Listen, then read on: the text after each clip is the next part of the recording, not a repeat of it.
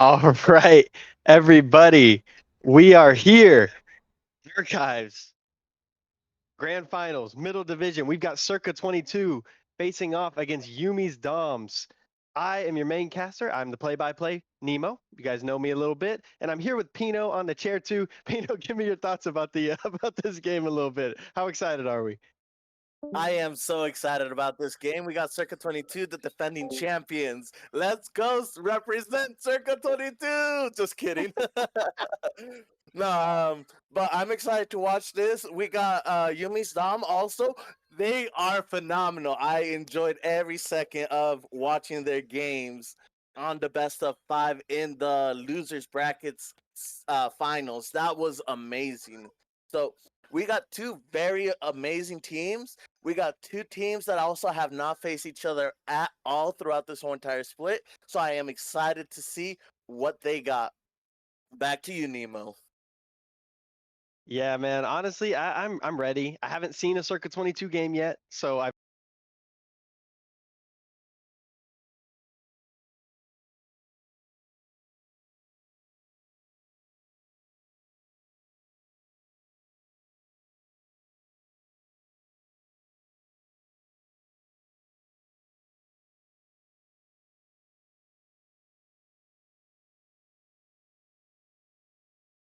for that five game set that Yumi's Doms managed to pull out over Big Backs.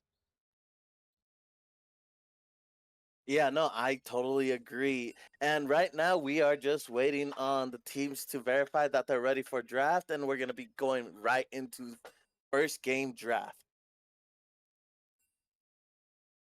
What are you thinking? What champions do you think are going to be getting put in this first draft? Well, man, honestly, I'm excited to see what Aurelius brings out in the mid lane for the side of Circuit 22. I think that that's something that excites me. But on the other side, Yumi's Doms, it is the namesake dominant Yumi. I'm excited to see what they decide to pull out for bot lane because honestly, they've won a lot of games through that bot lane, and I'm excited to see what they're thinking as far as power picks. I mean, last time I was casting way long ago was when Smolder was super OP. I know they've kind of nerfed Deathfire Torch a little bit, but I'm kind of still looking at maybe like an Ash Seraphine. Maybe we see early picks coming for the mid laners, for the junglers. Is there any bands specifically that you would want to see or anything like that? Well, on the side of Yumi's Dom, we do already know that they love scaling champions, right? They know how to play into scaling. They know how to play that late game. I mean, we saw it on the last best of five, them just coming back and holding on until that crucial late game power spike for all of their champions. So you have to be aware that Yumi's Dom knows how to play that late game. But you got to understand, Circa 22 now knows off of what Big Backs was doing, how they played it, right? So now Yumi's Dom's got to come into this thinking, okay, we've never faced Circa 22. We don't know how they play. We don't have any idea or any sort of idea of how they're gonna play it, other than doing VOD reviews, right? And seeing if any of the games that they've been cast in that they can review and see what the casters were talking about and what they were thinking. So, in all honesty, these two teams, because they have not really faced each other, both have an advantage where they don't know what's really going to be strong into each other, only having those VOD reviews to really face off against each other. Right. And as we're moving into the draft, we see the first three bands for each team. We're looking at an Udyr band, which is not something that you see every day, followed by Neferi and Talia for the sides of Yumi's Doms, while Circuit 22 go for the Karma, Viego, Kaisa, a little bit of a target band. I know Dominant Yumi had a crazy Kaisa game in their last set, but we do see the first three picks. Circa starting us off with a Caitlyn first pick, instantly responded to by the Jinx. Melio potentially is hovered, but let's just wait to see if they lock it in. But as of right now, okay, there's the Melio. What are you thinking about this bot lane? You've got Jinx versus Caitlyn and Emilio thrown in there as well. So we have the Jinx, which is, the scaler that I was talking about on the sides of Yumi's Dom. Very phenomenal, very great. With the Milio combo, that is very scary. Um, you also got to think we got Seraphine Ash that might be played later on in the bot lane. Uh, Caitlyn is the proper response to that Jinx because of the range, and picking up something like Thresh who can pick off that Jinx, um, and get those picks for that Caitlyn is going to be very huge, right? We also got the Caitlyn traps that if that Thresh is able to land those hooks and Caitlyn is able to put down those traps right behind so that they can't escape, it's gonna be a very deadly combo. On the side of Yumi's Dom, though, we got Milio, who is the best at trying to keep their ADCs alive. What are your thoughts on what both sides should be picking for junglers? And as we can see, we got Circa 22 with Shyvana Jungle. Man, the Shyvana ultimate, when she goes into dragon form, she descends. It does so much to break up a team fight. It's good for contesting objectives with the fear that it gives. But I'm curious to see what the response is going to be. Shyvana's not really one that you see super often. It's kind of a niche pick, I guess. It's been more popular since her rework, but in comp you don't see her too much. And looks like we're just showing two junglers. We're showing both bot lanes, and we get a Nocturne on the side of Yumi's Doms. One thing I do want to say that a ban for Circa 22 could be looking at the Orianna. You don't really want to give over that Orianna Nocturne combo, but in this Milio Jinx matchup, I think it's all going to depend on if Thresh can hit some hooks, if Thresh can get some good plays, playmaking up for that Caitlyn. Because if you let Jinx Milio just scale, it's not going to be very fun once it gets to late game for Circa 22, even with the disruption that Shyvana can provide. Yeah, no, I 100% agree. And that Nocturne pick, I think, was such a phenomenal pick for this draft. We already have seen on the side of Yumi's Dom, Trans Prime being able to dominate with that Nocturne.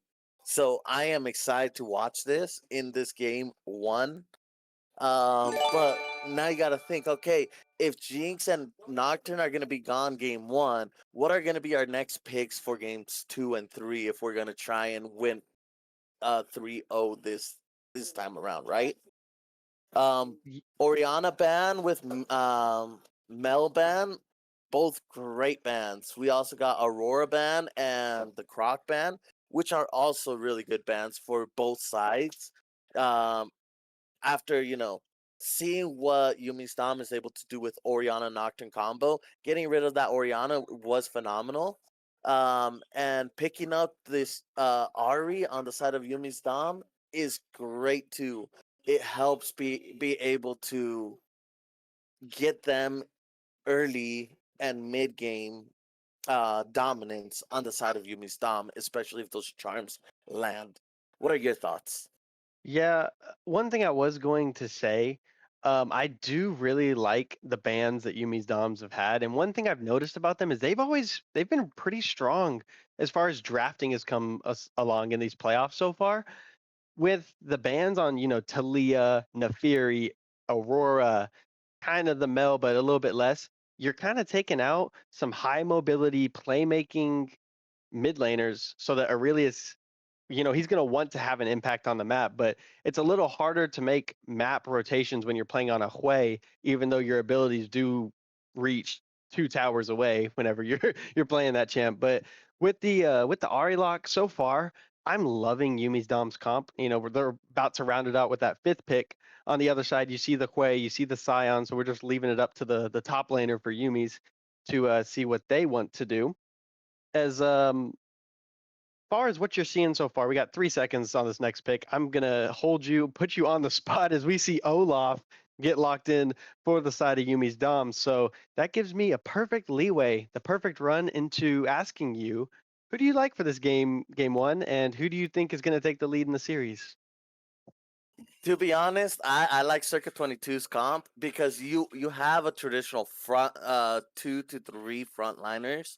You're playing front to back. You got the poke from the back line and that range to be able to keep that back line alive. Whereas on Yumi's Dom's side, you got a lot of, hey, I'm gonna be in your face sort of champions, but they don't really have a lot of peel other than Milio.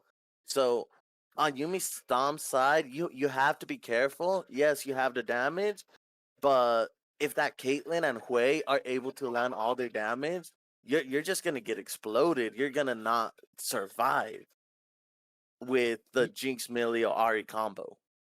Yeah, and I So think when you're looking at it, one thing that Yumi's Dom's comp lacks is going to be the hard CC, the lockdown that Circuit 22 has. You know, they've got Hui who has some CC, they've got the Shyvana ult, they've got the Thresh hook, the Flay.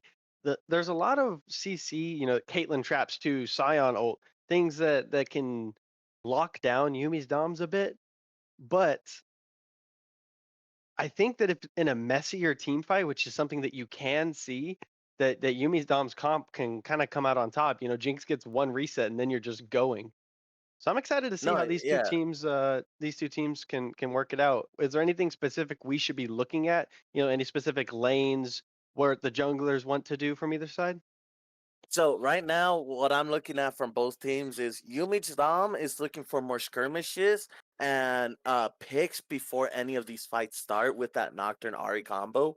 And you got to be thinking, okay, we got to pick that Caitlyn or Hui before they're able to output their damage. If not, we're gonna be in sort of a pickle because they do have that range. Whereas on the side of Circuit 22, you're looking, okay, we got to scale a little bit. We got to try and get to that mid to late game because we got a Scion that's going to be scaling very, very hard with those healths. We got a Siobhan with the minion to health conversion. We got that Shyvana who's also going to be scaling with how her new passive works. So that is definitely something to look at. Both teams are phenomenal. Both teams have potential, but it's all going to come down to who can use their lead effectively, or if they're able to use their lead effectively on the side of Yumi's Dom.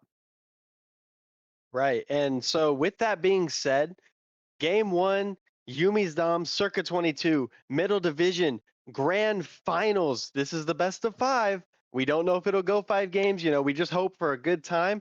We'll be right back whenever the game gets started up.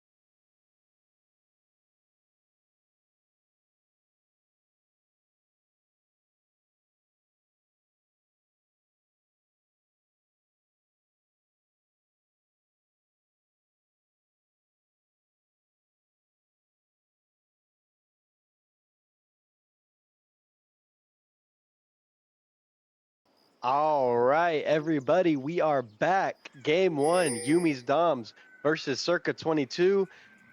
I'm still here, main guy, Nemo, and then we got Pino with the color commentary. Pino, what are we looking at this game? So this game we're looking at Greater for the top lane on the side of Yumi's Dom, Transprime Nocturne in the jungle. We got Jay Dizzle in the mid lane. We got Dominant Yumi on the Jinx, and we got Yeah, we don't hear anything on stream. Kara. Nothing on. It's still on the scene of draft. You haven't switched it to the game scene.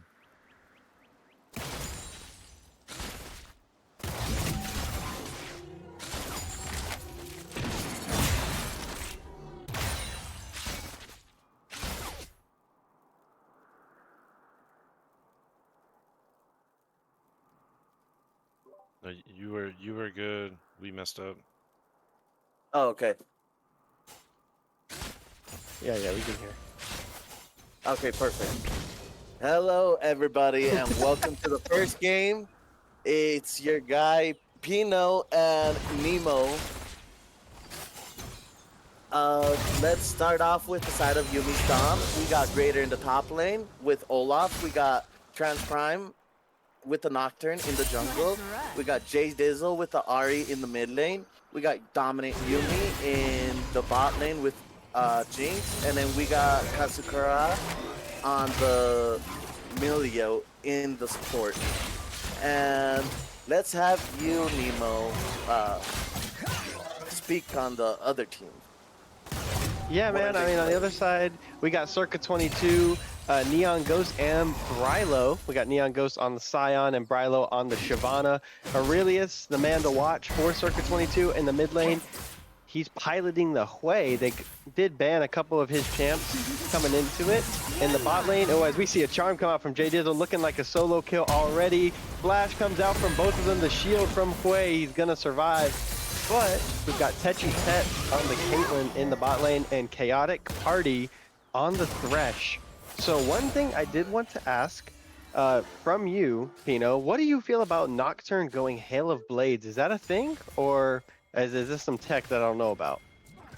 So yeah, so Nocturne with Hail of Blades, it's a strat. It's so that you can get your passive on top of getting some auto attacks in in the jungle and be able to clear a little bit quicker. And when you go in, you want to try and output as much damage as possible, and that Hail of Blades will help Nocturne, especially early game, be able to do that damage. Oh, as the hook comes down from Chaotic Party, he follows it up. Kazakura might be the first blood. First blood going over to Techi Tates. Circa 22 looking for more, trying to chase down Dominant Yumi, but looks like Yumi is going to get away, as we did see the first Scuttle Crab go over the side of Circa 22 on the bot, but it was responded to. Transprime grabs on top as Jay Dizzle's on the run. He doesn't have much mana. This Shyvana, Brylo's looking for anything, looking for something. Jay Dizzle going to be able to get away, but first blood goes over to the side of Circa 22. Yeah, I mean, that was wonderfully played by Chaotic and Techie. Like I said, if you land that hook into a Caitlyn trap, it's just devastating damage coming straight onto whoever gets trapped in that combo. And like, Chaotic played that perfectly. He landed that hook on Kaza, and Techie was able to just land a trap right behind him when he was trying to get away, and it was beautifully done on both parts. Yeah, man, and it's kind of the dream if you're playing Caitlyn to be able to get that first blood, keep that Jinx behind you a little bit. We did see the heal came out from Milio. Kazakura forced to use the heal to try and escape, while Chaotic still has his. Is now the Thresh is roaming. The Thresh is looking for a play onto Jay Dizzle. Aurelius looking to match, but here is Brylo to cut him off. Jay Dizzle, this might be your first death of the game, and the second death going over to the side of Circa 22 on the Ari with no flash. Yeah, and this is what I was talking about with Circa 22. They've seen how Yumi's Dom wants to play. They want to play safe. They want to try and get as much farm as possible. And Circa 22 is very, very strong at punishing those just those champions that just want to play safe and that play style of wanting to play safe. So they will punish anything and everything that they can, and they will make you regret playing as safe as you are, especially if you're not keeping track of where that thresh is. Yeah, and speaking of punishment, we did see Scion go down to the Olaf, to Greater, uses the Ghost, able to get that Scion, and the I guess the dead Scion wasn't able to get him. Scion's passive. But we are looking at maybe something coming out of this bot lane. We do see Chaotic Party is looking to get another hook to land something. Caitlyn forced to dash back. Dominate Yumi looking for some damage. Falls into a trap. That's going to be some damage. Flash comes out of Chaotic Party. Looking for the hook. Grabs Emilio. Kazakura getting about half health. She's forced to flash away as the response damage coming out of Dominant Yumi was really good. Not able to allow Techi to get into the fight. Well played from the Jinx to be able to keep his support alive.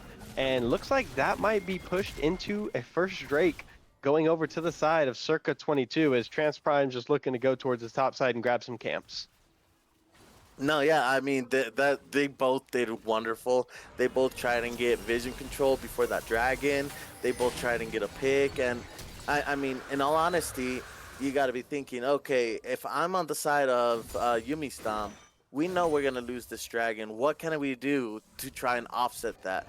And as you can see, we got Transprime trying to go for that invade, but get spotted out. Like that is devastating. Yeah, man. When you're on this Nocturne, you really just want to get to 6 and then start turning the lights out to make some plays. But Aurelius did a good job of marking that move from Transprime, able to keep him off of Brylo's red buff. And I mean, honestly, you kind of expected this from the bot lane of Caitlyn Thresh to get the pressure into this Jinx Melio and maybe grab a first blood, you know. But how are we feeling about the Olaf grabbing first kill in the top lane, the first domino to fall between Greater and Neon Ghost? I mean, in all honesty, when I'm looking at that, I'm thinking, okay, even if I die, I'm still scaling, and I'm still going to be able to do damage. Oh, as an all-in's coming in, Yumi forced to flash away. Looks like they were trading pretty well, but that Caitlyn is just a little bit stronger. Ultimate does come down, looking for the headshot. Kazakura blocks, and looks like out of that trade, the side of Circa 22 did get the better end of it, even though it did look promising to start from Yumi's Doms, but you know, man, Caitlyn Thresh versus Jinx Melio, it's hard to fight so much so early, especially when the Caitlyn has barrier and you have Ghost on the Jinx. Now, I have seen more people building Ghost on Jinx, but I just don't know how I feel about it into this matchup.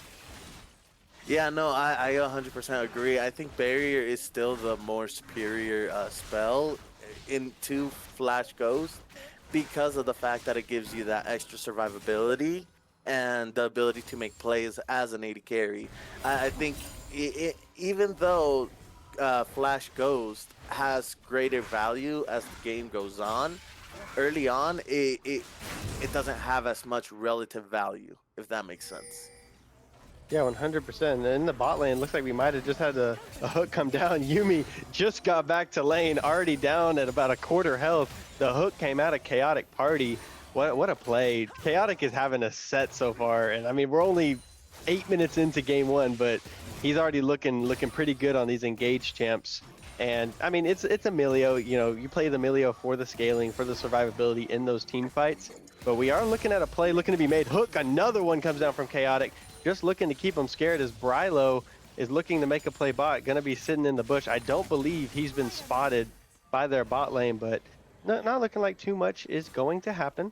As Jay Dizzle pulling the Raptors, just preparing maybe for an invade, trying to keep safe. They don't have eyes on this Shyvana. Charm misses, so does the pull from Aurelius on the Hui, and it's just not too much action happening. Got about 2 minutes up until next Drake as the lights turn out, looking for a play onto Aurelius, and Aurelius is going to go down. Transprime picks up his first kill of the game. Brylo forced to stand by and watch his mid laner fall, even with the flash expended. And looks like the Jinx might be looking to push the aggression. Techi able to get away out of vision into the brush. But good play, good kill from Transprime, and that's the Nocturne that we were talking about. And no time, the hook, the trap, and down goes Kazakura with their second death of the game. What a play. Once again, gets into the trap, and then Chaotic, you know, is not going to miss one of those hooks. I definitely agree. And I was about to ask you, okay, Nocturne has ult now. Where is he going to make that first ult play? Is it going to be in that mid lane, or is he going to be looking to try and bail out their bot lane? And as we just saw, it was that mid lane. I mean, getting that Arya ahead early on is going to make or break this game. And I really think that Aurelius is going to have to play a little bit safer and be aware that this Nocturne might be focusing him off in the first 15 minutes of the game.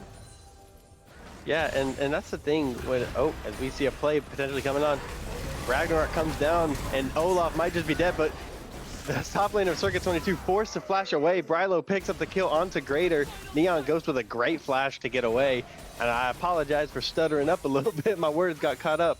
But You're fine. but we're looking at a lot of aggression so far. You know, first like 3 or 4 minutes wasn't too much, but back to what this Thresh is doing in the bot lane, making just chaos happen, is his name, you know, Chaotic Party. But that's kind of what you like to see as the kill comes down. Trans Prime, Neon Ghost being a little bit greedy, trying to push that wave, and Trans Prime's going to grab his second kill of the game. Now, my question for you is, who do you think you want the 2 kills on more, the Nocturne or the Shyvana?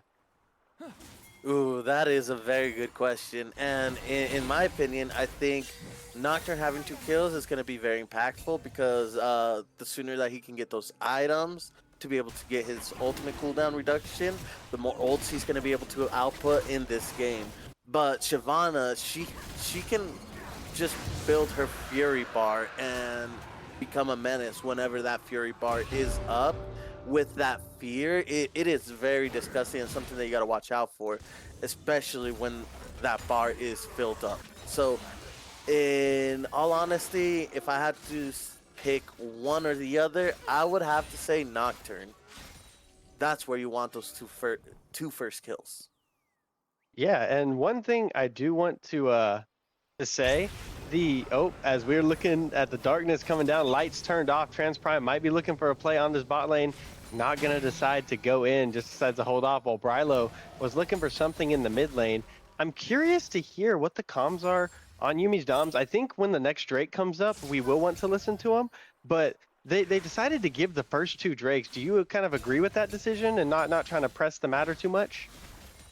I mean, if I'm on the side of Yummi's Dom, we have a very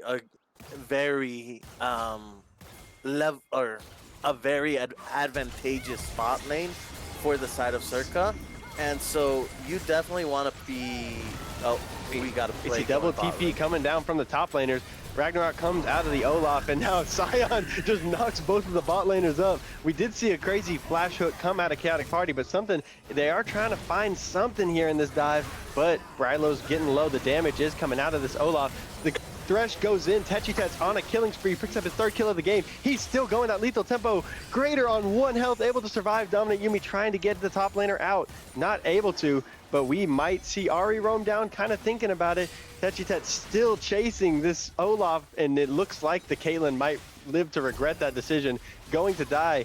Give the shutdown to Jinx, which is not what you want to do. Still going, Charm comes out, and Chaotic misses the hook onto a minion. Greater picks up the kill, and oh my goodness, what an overstep from Circa 22. They end up losing both of their bot lanes, and that shutdown is not what you want to give over onto this Jinx. While Trans Prime, forced back by Brylo, might be looking for something back over this blue buff, looking for a play. Aurelius is here. Neon Ghost also here, looking for something. The lights turn out, and Aurelius might be in trouble. Is he going to go for it? The Ari is there, goes in onto Brylo, and down goes Aurelius, down goes Brylo as well. That's going to be Trans Prime on a killing spree, 3-0-1 on the Nocturne, and this Sion might just be forced to vacate as he's got 4 members of Yummis looking to chase him down, but he is going to get out safe. Gets the little shield from the Thresh, and man, that was a lot that just happened.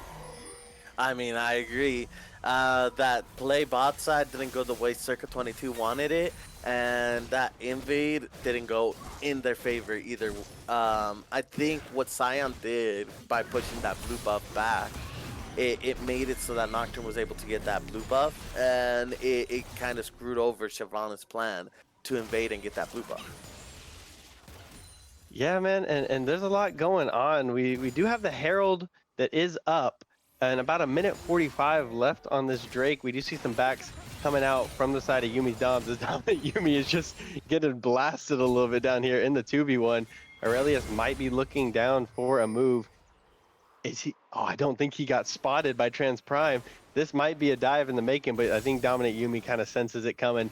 Gonna throw the ward down into the Phalite and able to get some vision. With a minute left, I do want to get a listen in onto Yummi's Doms for a little bit and just see kind of what they're thinking, how they're feeling about this Drake. It's moving up, isn't it? Yeah, Yeah. yeah. Okay. What if I stay right here, by the way? Do they have vision here? I don't know. You can do Ion's Rift. 1 HP. I think this is killable top 2, by the way. Okay. Just flash. No flash. Alright, should I, next wave, I ult top, okay? If can you cancel or no? Yeah, I could cancel. You want me to go bot against this way? Alright, we just go. I need you to I mean, tank I it. think it's better for me. I can kill him. Like, I'm way stronger than him right now. 1v1. Okay. Shiv's here, Shiv's here. Yeah, shift top. You have Cryo now to go bot. You have first move. We can make the play for Dragon now because we need third Drake. If I take my camps, I get items. Should I do that? Look, We look, delay look, just Drake go. a Yeah, little bit. no, I'm about to say we need drag. We need momentum. This is tempo. I'm Okay. about to bring Okay. shift top, and you just literally just take that. You see it, right? Yep. I'm gonna force this guy to stay. Alright, just run Drake. Yeah. All right, so I just need listening into everyone these on Drake as fast as teams, possible. man, that's a lot of leadership coming out of Trans Prime. He called the gank top. They saw Shiv, and now they're all going towards Drake. I like what I'm hearing out of Yummi's Doms. They know they can't give up this, not soul, but soul point, the third Drake, over to the side of Circuit 22, and he's still able to make that play top onto Neon Ghost and start this Drake up, but it looks like there might be a contest coming out of Circuit 22 as Aurelius moving up, just looking to get some vision. We do have the two backliners frontlining, and Tets might live to regret that. Blue team does slay the crowd dig as the lights go out. Down goes Techi, and in comes a Shyvana with a 3-man ulti. Brylo looking for something. TP is coming in.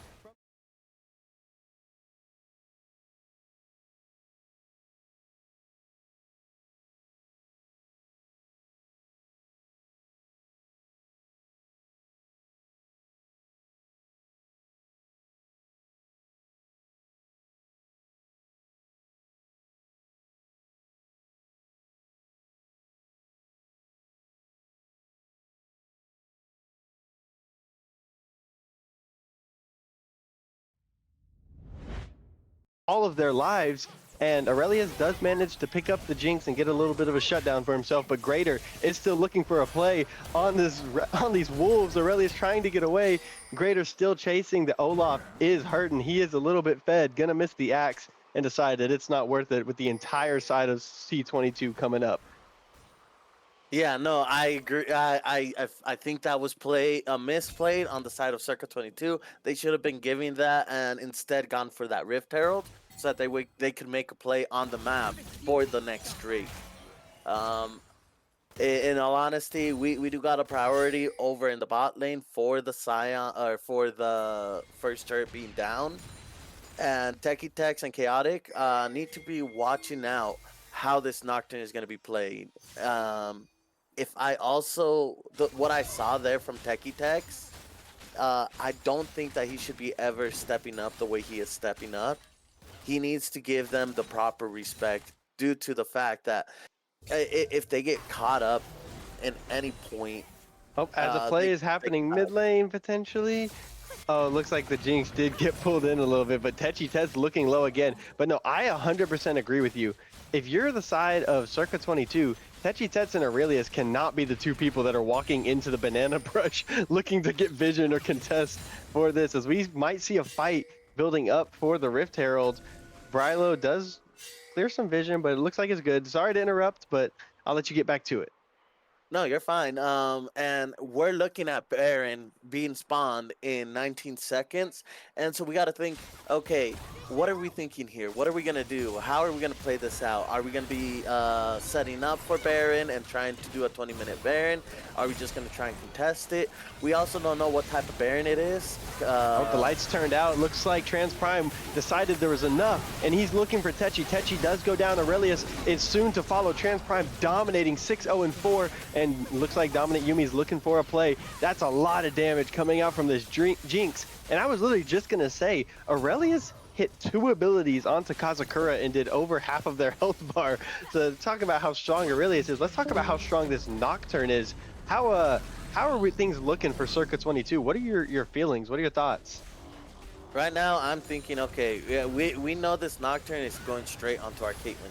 How do we protect our Caitlyn? We got to get a Night Spell. We got to get something to protect this Caitlyn, or else we're going to be losing all these fights from here on forward. They keep positioning and trying to focus that back line, and so far they've been succeeding. Yeah, and as far as, you know, the early game versus so far how the middle game has gone, this is kind of what we've seen from Yumi's Dom. Sometimes their struggles do come in that early game, but they've been able to pull it back. I mean, dude, they played a 50-minute game 5 the other day, managed to pull it away from the grasp of BigBacks, but Trans Prime is having a game 1. So is Greater.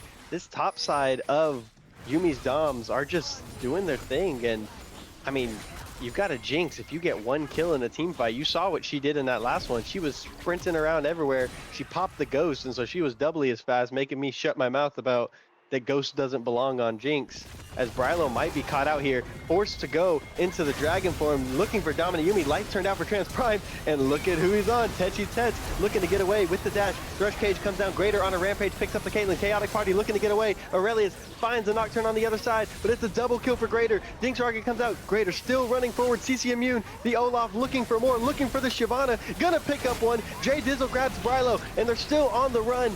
Aurelius forced to flash away. Neon Ghost going to just be a Scion, so he's not going to die. Maybe a little bit deep from Greater, ends up in Trans Prime going down. But man, Yumi's Doms look like they're having such a good time in these team fights. And kind of like we said, if it's messy, if it's, you know, walking into no vision, it's going to lean the way of Yumi's Doms all the way. This team comp is pretty nasty whenever there's no setup from the side of Circuit 22. I agree, and so if I'm Circus 22, I'm thinking, okay, we need more blue awards.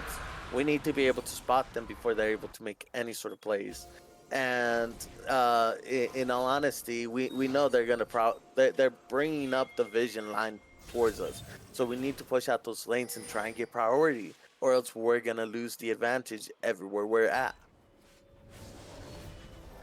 Yeah, and we do see a 6K gold lead kind of building up for Yumi's Doms. Baron is up. You don't have another Drake for another 4.5 minutes. I kind of do want to take a listen into Circa 22 and kind of see what they're thinking, what their comms are like, and kind of just get a feel of how they're feeling. So if we could go ahead and take a listen to Circa 22. No hooks from now on, but I'm not. Ooh, hello, sir. Do we just give next drag and try to sneak trick Baron? I'm down for that. I'm done.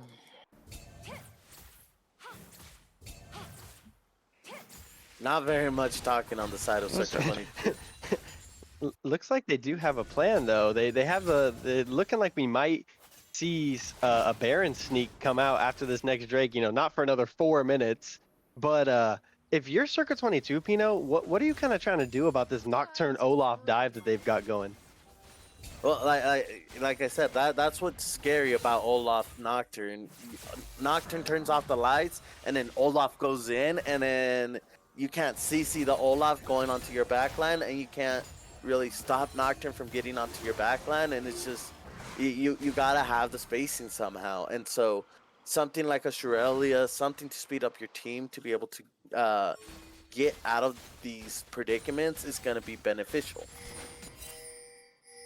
Yeah, and that's kind of the thing. And I know that I think somebody in the chat had pointed out when Greater got that first kill and he got that little bit of a lead in the top lane, as we look, Scion forced to turn into a truck and drive away, forced to use the ultimate defensively. That's kind of a thing that we've seen in this middle, in the upper divisions as well with Scions, is that a lot of time they end up using their ultimate defensively, and it kind of puts them in a bad spot. As speaking of in a bad spot, Yumi's Doms thought that they were just gonna, you know, pull the Baron and decided that it did a little bit too much damage to them. With 2.5 minutes left until this crucial Drake. It's going to be the third for either one is Grader's like, you know what, if you guys don't want to do Baron, I will just go on Baron. As the lights are turned out, that is definitely going to be just a dead Shyvana. J Dizzle on a killing spree, picks up his third of the game, and now Yumi's Doms want more. They're looking for Techi Tets. Techi Tets is low on the going back, has forced the flash away. Chaotic Party goes back, but gonna pick up a kill onto dominant Yumi. What a play, what an engage coming out from Yumi's Doms, able to pick up the jungler and the AD carry of Circa 22, but now the health bars are low. Neon Ghost is here. He beat in behind. Chaotic Party and Aurelius looking to follow up, but that is a Scion 1v5. I think he is just dead. And Aurelius and Chaotic Party, the only two members left up, got about 8 seconds on the Shyvana, but with these health bars, I'm not sure that Yumi's Doms really wants to say Trans Prime force low from the damage of Aurelius. And this way, as much as behind his team is, Aurelius is still doing a lot of damage as he forces Yumi's Doms off of the Baron, and for the rest of the team to come up. What a play from Aurelius and Chaotic to be able to keep their team from losing Baron. Yeah, no, I agree. The other thing that you got to take into account is this Baron is the Baron that you can't really just force. You have to get a pick or two before you start, and you have to have that health, or else you'll be easily wiped out. It shreds a lot of your health, and it does max health damage to you, so you can't just, oh, hey, I'm gonna walk in and kill this Baron and just be done with it. You have to be very, very careful how you take this Baron. I see. Now, one thing I do want to say is we might be seeing that plan go into effect, and there's 40 seconds left on the Drake, while Yumi's Doms are, getting vision into the bot side jungle of Circa 22. Circa 22 is opting for that Scuttle Crab, which I know they said they wanted to sneak Baron for the Drake. They're not being super sneaky about it, as they just start the Baron up. 5 members, full health. In comes the Jinx Rocket, does a little bit of damage to Techi and to Aurelius, but the Olaf is here. Ragnarok comes down goes the lights. Grader is godlike, picks up the Caitlyn, and it looks like the entire team of Circuit 22 is just gonna be dead. Oh, the Olaf and Nocturne combo is going absolutely insane as the Baron goes down. It's a quadra kill for Grader on the Olaf, and it looks like that might be the end of the game for Circa 22. Oh my goodness. Grader decided that it was him versus the world, and his team was just coming along. One thing, if I was him, I would be mad about is that Trans Prime took one of the kills, and so he didn't get the penta, but it's a quadra kill, and game one going over to the side of Yumi's Doms. And this is where it starts getting interesting, right? I didn't expect Yumi's Dom to win first game. I'm not gonna lie. They had no real front lines. They just had a whole bunch of engaged, and Circa 22 wasn't able to deal with that. But now we don't got Nocturne. Now we don't got Olaf. How are we gonna be playing out these next picks in the draft, right? And speaking of draft, we'll be right back with draft number 2.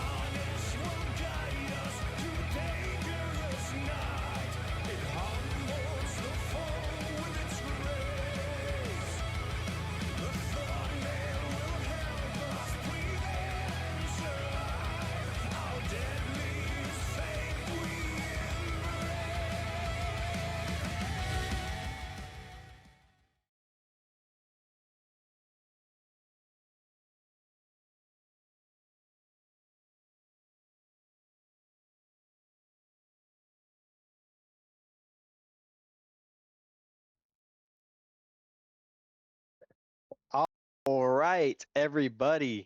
We are back. Game 2, Yummis Doms versus Circa 22. Currently, it's a 1-0 lead for Yummis Doms over this overwhelming favorite, Circa 22. And Pino, I do just want to say, do you think that the 5-game series Yummis Doms had a couple days ago has factored into them being a little more, right out the jump, fresh to action than a team like Circa 22, who's kind of 2-0'd pretty much every single set that they've been in? Yeah, I think they are, but I also think that they really like. I was looking at the comps again. I'm like, they don't have a response to an Olaf. That Olaf is just gonna go straight through all their CC, and so them not having enough damage to deal with that Olaf, I think was the big factor there. Yeah, and we kind of saw Greater and Trans Prime just run that map. They kind of just took over and they were able to get that victory. Now, I'm curious to see moving into this game too. As you said before game 1, we might see some early power picks like an Ash Seraphine. We might see a Lucian Braum, something like that come out. Maybe see anything. We saw the bot lanes picked pretty early last time. I can't imagine that it's going to be very different this time. They're kind of just going to want to keep that, I would presume. What are your Yeah. thoughts on this draft and kind of what you're looking for out of each side? Well, draft has already started, and we got Viego banned off for Circa 22. So giving Yumi's Dom no priority for that jungler is going to be very huge and impactful on both sides. So I think this game, depending on what they ban and what they pick, it's going to impact the game very heavily. Now, on Yumi's Dom sides, they're banning Brylo's Udyr, they're branding Brylo's Nefiri. They're not letting any of these jungler picks get through on the side of Yumi's Dom for Circa 22. And so you got to be thinking on Circa 22, okay, what can I pick that's going to be very impactful and very strong versus Yumi's Dom in the jungle? Do we want to save jungle pick for later? Do we want to try and counter pick for jungle? How are we going to plan out for this jungle? Because jungle is such a huge impact and will have such a huge impact on both sides of these teams. Yeah, for sure. And speaking of, we see the Pantheon locked in first now. Could be a flex, could be a top, could be a mid, could be a support Pantheon, but generally you're going to see that played in the jungle. So looks like Brylo for Circa 22 decided that the Shyvana wasn't exactly the style he wanted, so he decided to pick one, a global, and two, super aggro, lots of damage, not really a tank as much to play into Yumi's Doms, who respond with the Nami.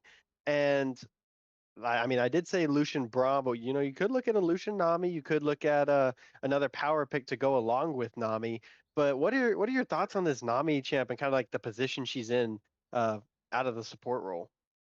Well, she did get nerfed directly with Imperial Mandate, so I still think she's a strong pick as a support, especially in comp. I just don't know what I want to pick with the Nami here, and so picking something like a Wukong that can have an impact early, can have an impact mid to late, is gonna be very preferable. Now, to respond to that, Circa 22 should be thinking, okay, how do we want to respond to this Wukong? We know Wukong has Armor Shred.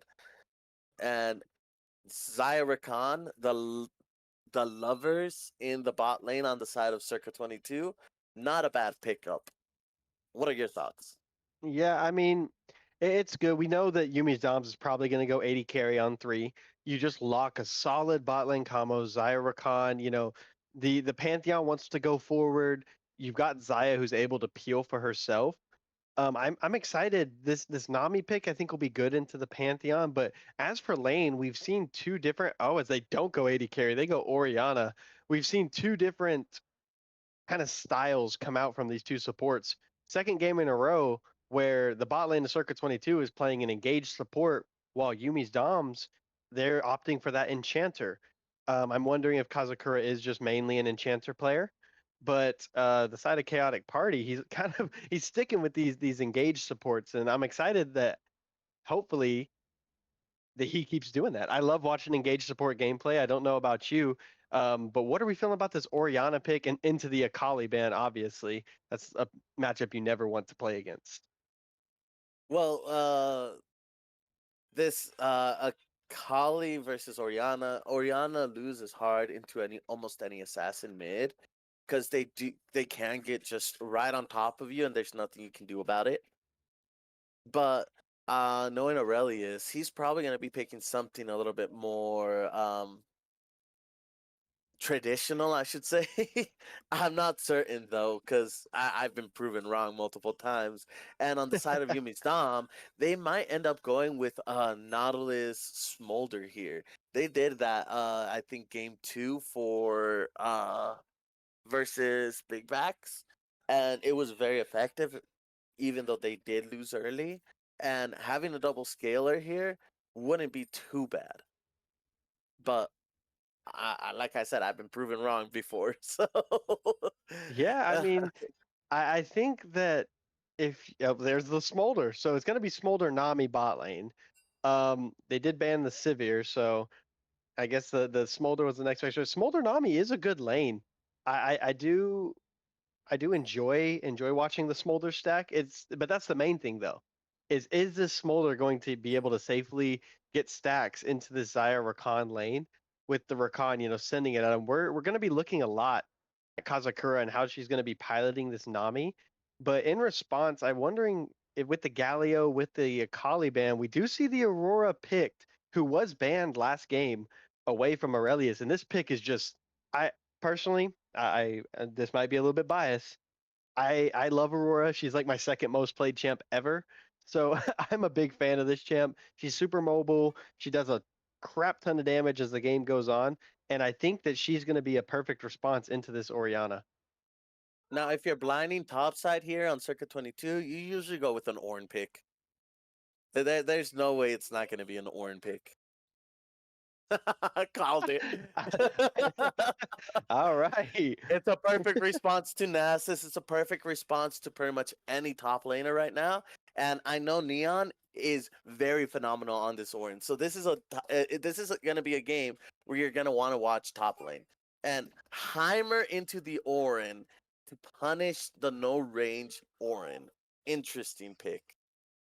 Man, I was playing with the top lane. Okay, it's gonna be the Garen instead. So he's looking to Demacia some people. If it was the Heimer, I was gonna say I played with a top laner earlier who literally said that Heimer players are the worst kind of top laners to face against. 'Cause they just Yes, throw their I was turrets about down, to they say clear that. everything out.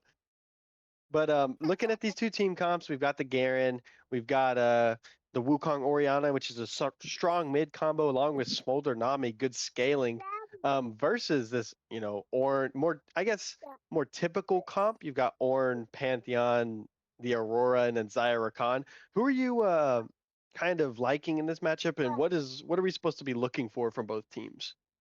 So for Yumi's Dom, you're looking to try and scale this Smolder into the game as quickly as possible. So you're trying to give him any and all stacks that you can. We got Orianna Wukong combo that is very disgusting and something that you're gonna have to watch out for. We got the Garen, who's very good at split pushing, causing that side lane pressure. And so on Yumi's Dom, we got a 1-4 kind of setup. Whereas on Circa 22 side, we got more of a front to back team fight orientation where we got that Rakan that wants to go in and then is able to get out whenever he wants. We got that Ornn that has that Ornn horn that's going to be able to knock up. Not only that, if he's able to get any sort of lead in the top lane, he's going to be able to upgrade his carries potential to not fall off so hard as, for instance, Pantheon, which is one of the biggest falling off champions. He will be relevant throughout the whole entire game due to the fact that Ornn will be able to upgrade that item. Right. So if I was to put you on the spot right now and say, Hey, Pino, is Yumi's Doms going to be 2-0 up after this game, or is it going to be 1-1 moving into a game 3 even? What are your thoughts? What are you thinking? If I had to put you on the spot, your channel points, your prediction, where are you going? I'm going circa 22 because if I'm Yumi's Dom, I'm looking to try and drag out this game as long as possible for Smolder to stack. Whereas circa 22 has the potential to just end the game at that 25-minute mark before Smolder's able to really get online and really output his damage. So Yeah. those are my opinions. I've seen both be able to do phenomenal. They don't have an Olaf that's CC immune, so they are gonna have to play a lot smarter this time. It's not just gonna be a easy, hey everybody, let's go win when I press a one button. Yeah, no, for sure. And as we wait for the spectator delay, we're gonna take a short break. Go grab some drinks, maybe grab some popcorn for this game 2 between Yumi's Doms and Circa 22, and we will be right back.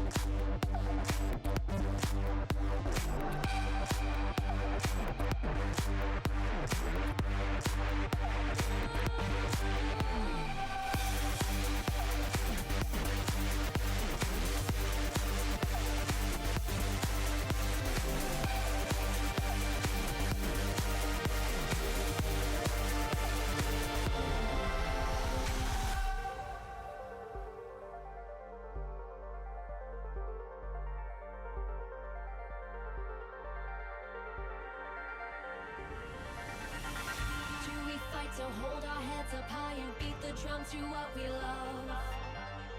Risk the fall, or we have felt it all come crashing down from far above. Stars are rising, countless worlds colliding. Only one will take it all. Can we bring to fall the giants? Can we make the final call? We are the ones to ignite the darkened skies. The champions.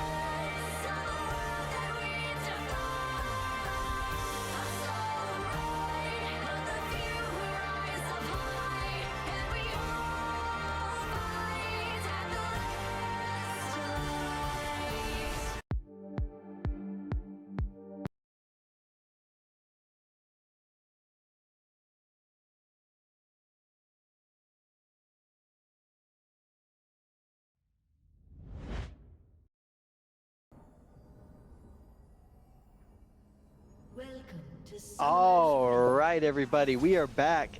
Game 2, Circa 22 versus Yumi's Doms. Game 1 was kind of a stump, I won't lie.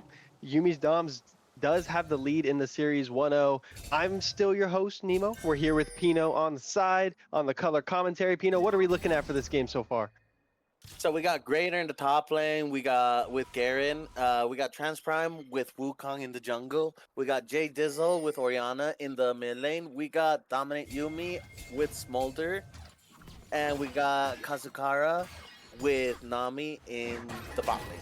We got on the side of Circa 22, Orin for Neon. We got Brylo having Pantheon. We got Aurelius on Aurora. We got Techie Tex on Zaya, and Chaotic on Rakan. Now, Nemo, what are your thoughts? How do you think the lanes should be played out? Well, if you're pathing both bot, how do you think this is going to be playing out? Is it going to be favored on the Yumi's Dom side, or do you think it's favored for the Circa 22 when it comes to the 3v3 in the bot lane? Well, 3v3 in the bot lane, until Smolder gets his stacks, there's not really going to be a 3v3 in the bot lane. I think Yumi's Doms is going to have to kind of take their approach that they took last game, which is first 2 Drakes are probably going to go over the way of Circa 22.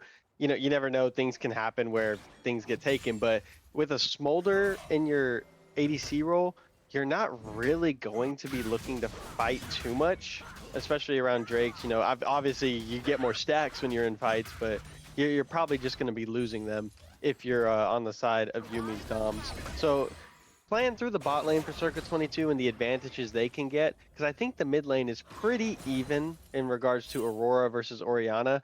Aurora has a lot of counterplay to what Orianna wants to do, and even though Orianna is normally seen as a lane bully, you can kind of assume that that Aurelius's Aurora, which was banned from him last game, is going to be pretty formidable, something to fight with. And then as you look like top jungle, the jungle matchup's going to be favored towards Circa 22 early, while Greater and Neon Ghost up in the top lane. I think that what should happen, frankly, is that Orange should just be able to survive anything Garen throws at him.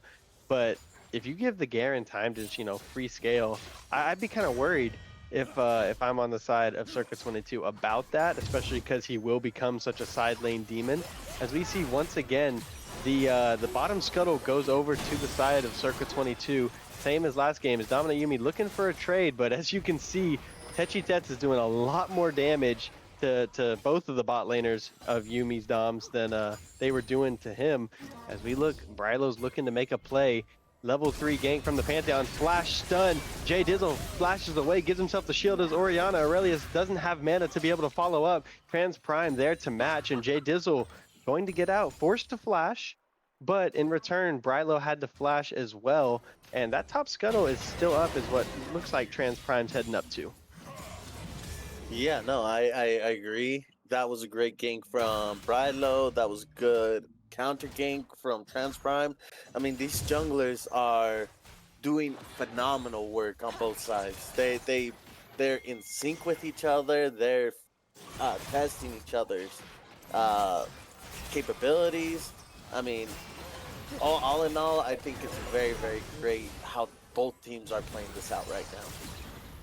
Dude, that Rakan just dashed like halfway across the lane to Techie Tex and tried to get the engage onto Smolder.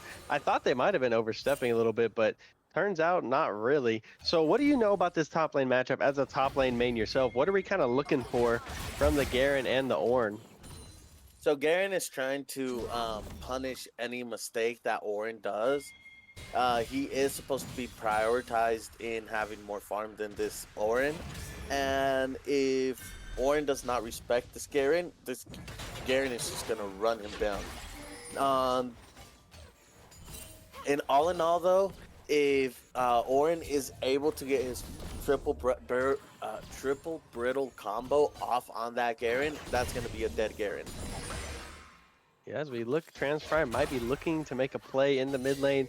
Decides against it, but Dizzle is roaming down. Does have heavy mid prio, so it looks like they might be looking for a fight over this first Drake as Smolder Nami are on their way up. They got their backs off before the bot lane of Circa 22. I think they're just going to be looking to clear some vision, but it is interesting to see that they are positioning to fight as Aurelia is trying to get some poke damage down on Jay Dizzle before this Drake comes up. But one thing definitely to note is neither jungler has 6 yet.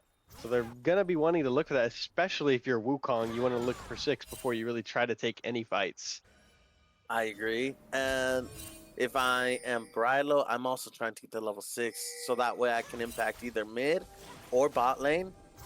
and try and pick one or the other off. Yeah, and it looks like Dizzle's having a little bit of success trading. One thing I do want to do, I want to take a listen into Yumi's Doms before, as the flash forced out of dominant Yumi to get away. But I want to take a listen into Yumi's Doms and kind of hear what their comms are like around this first Drake, and it looks like they're positioning for it. So let's take a Could go listen really into sour Yumi's for Doms. us. Pantheon has 6, I think, based on how Aurora's playing. No, Pantheon does not have 6. Okay. Thanks, Bragg. He gets This is 6 a off the Ludo Drake game. though. I'll just play it for this then. And now I vote. Just maybe play patience. I'll walk around. But All right, looks like there's not a lot of talking going on from Yumi's Doms yet. They did ultimately decide to give up that first Drake and let Circa 22 just take it over, just based on the level discrepancy and that Pantheon might be hitting 6 off Drake. Looks like he didn't, but I'm curious to see, as might be looking for a play up here, but decides against it. Pretty slow early game compared to what we had last game. As you know, Chaotic is just going to be dashing in and out, trying to just be a nuisance for this bot lane of Yumi's Doms.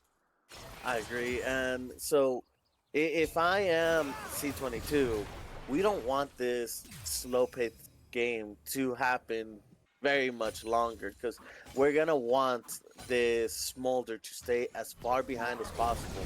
And how do we do that? We're going to have to force something and force Yumi's Dom to take a bad trade or take a bad fight at one point or another. What a flash from Tetsuya. Goes up into the Featherstorm. First blood for Circa 22 goes over to the side of Chaotic Party, but man, Tetsuya was a little bit flashy with that flash into root combo on Kazakura, who I believe has been first blood in both games so far.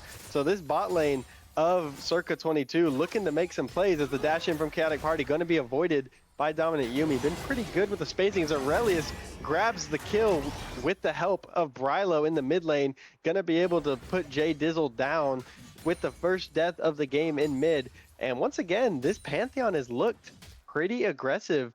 He did use the ultimate to get that kill, but he's been pretty aggressive on this mid lane, looking a little bit more to get Aurelius ahead versus what he did in game 1. I agree. And if you're looking at this top lane and wondering why hasn't more of this action been happening top lane, you're just thinking it's a Garen versus a Ornn.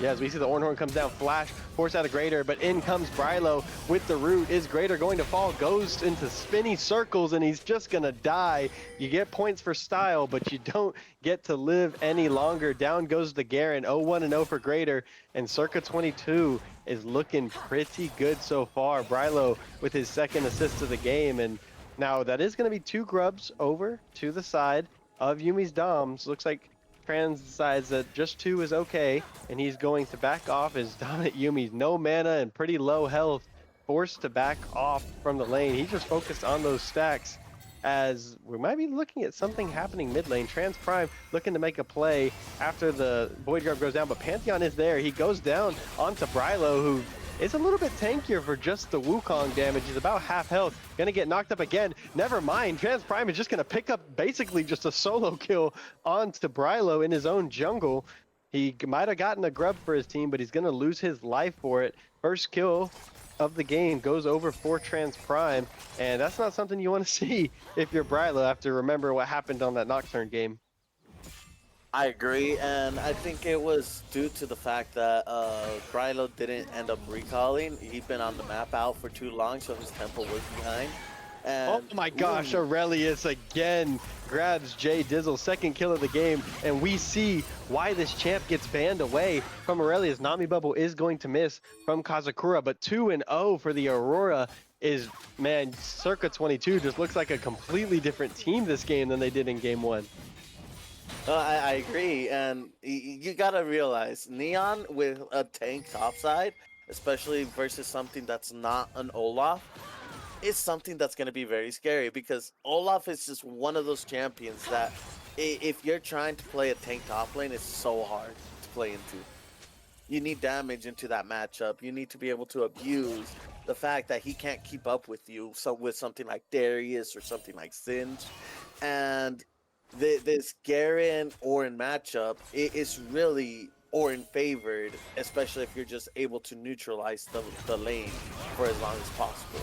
Yep, as Pantheon comes down from the sky, Chaotic gets the knockup onto Dominant Yumi, but the bubble is beautiful from Kazakura. The E comes out from Pantheon to mitigate some of the damage, and Yumi not able to follow up, even though he did call Mom down to come do some extra damage for him. But we did see the Smolder stacker. We are at about 85 stacks at 11 minutes, so not looking too bad for Dominant Yumi and Yumi's Doms.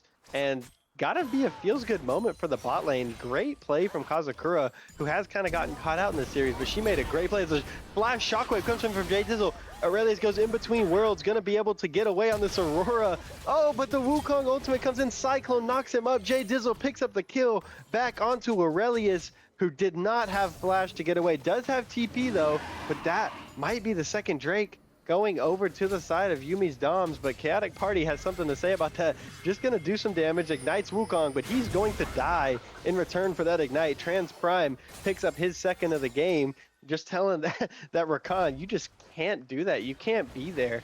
And I do kind of want to listen in as to what Circa 22 is saying after all that, and seeing exactly where their heads are with you know, the first Drake of the game going over to Yumi's Doms.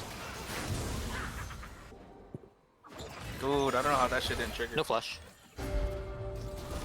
They're all coming. They're from Dragon. They're from Dragon. They're from Dragon. Yeah, they're from Dragon. What is? I don't know. These two are bot here. Garen's there. What is that Karen doing? Just hard push. Yeah. Don't fight that. Just get out. Just get Well, out. it looks like there's not too much being said between the groups, as we are looking at a fight potentially. As the question was asked, what is the Garen doing? Pino, what are your thoughts on what the Garen was doing? I mean, he was just kind of staying there, overstayed bot side. I really think Garen should have reset a long time ago and responded to this Orin top side. Orin now was able to get a push, is able to get gold underneath his belt, and is able to impact the game a little bit more due to the fact that he was just able to free farm top lane.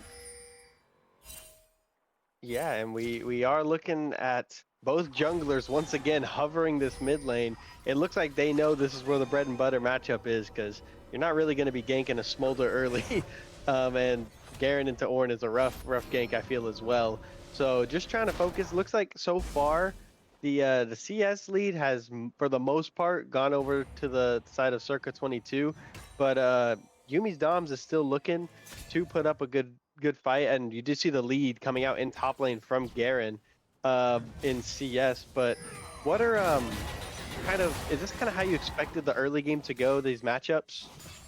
Yeah, so I expected the matchups to go something like this, due to the fact that, you know, Greater versus Garen is usually just meat shield versus spinny top.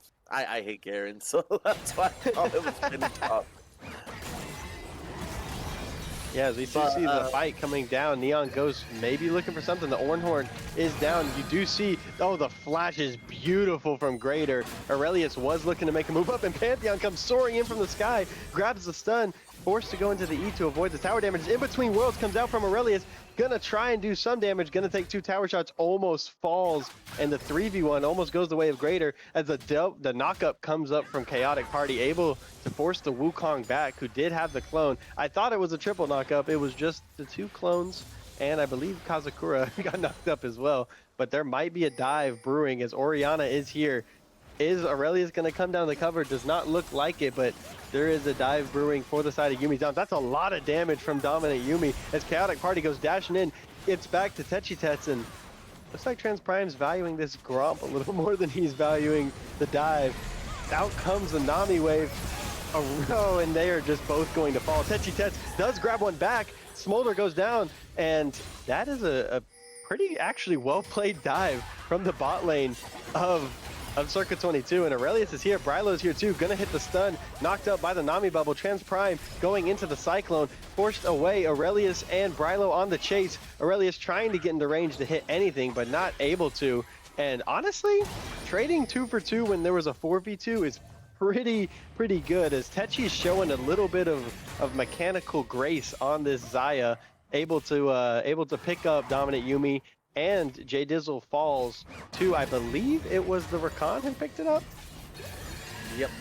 Oh, as the Ornn Horn comes out, no flash this time, Greater, but it's just a Rakan and an Ornn able to just run away because he's Garen and he can just run away from things like that. But what are your thoughts on the two plays that made, one in top side, one in bot side? I mean, the play top side was oh, speaking of the death. Yeah, there he goes. As soon as I gave him a compliment about getting out of it. I know, right? Typical top laner, always overstaying. Anyways,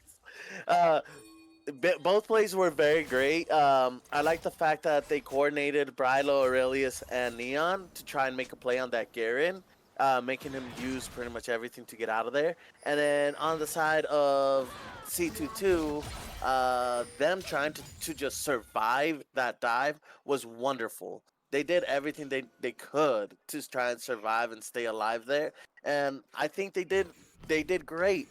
Getting a 2 for 2 bot lane was not a bad outcome.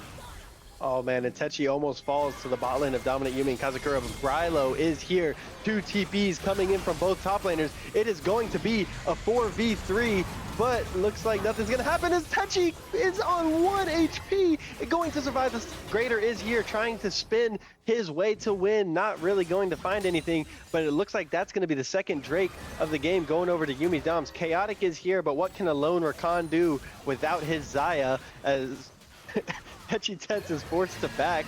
Ornn Horn is blown, coming on in. Neon with the knockup, double knockup, but the entirety of Circuit 22 is just all in one. Garen picks up 1, Greater, and the other kills going over to Trans Prime. Third one, Orianna, 1 for each. J Dizzle picks up Neon Ghost, and that's going to be the second Drake of the game for Yumi's Doms. You have to wonder, why are we trying to fight when our Xayah is in base and not able to do anything?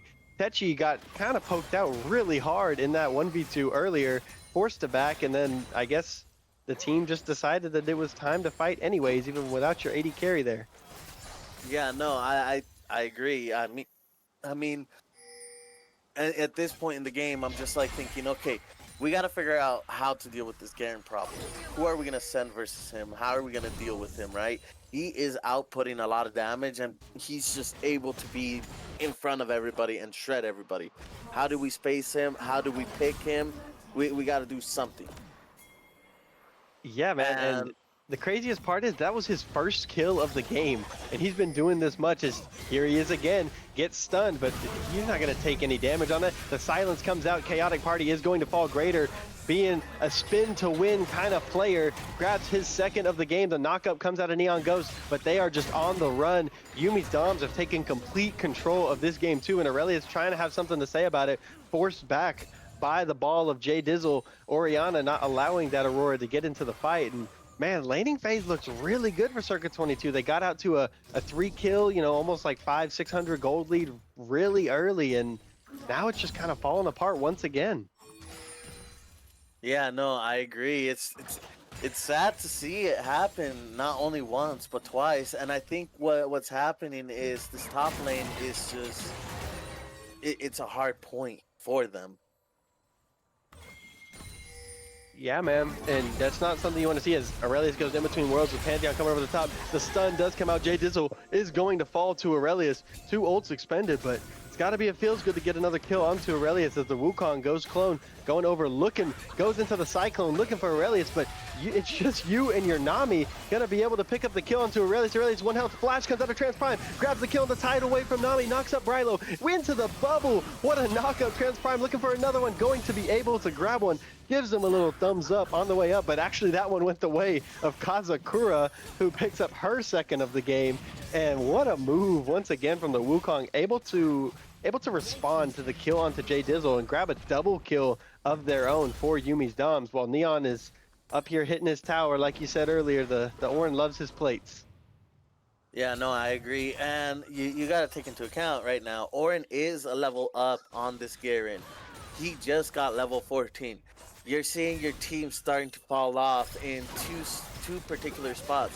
Who are you upgrading so that way you can try and get a lead back against this team, Yummis Dom, with 2 minutes on the map before drag?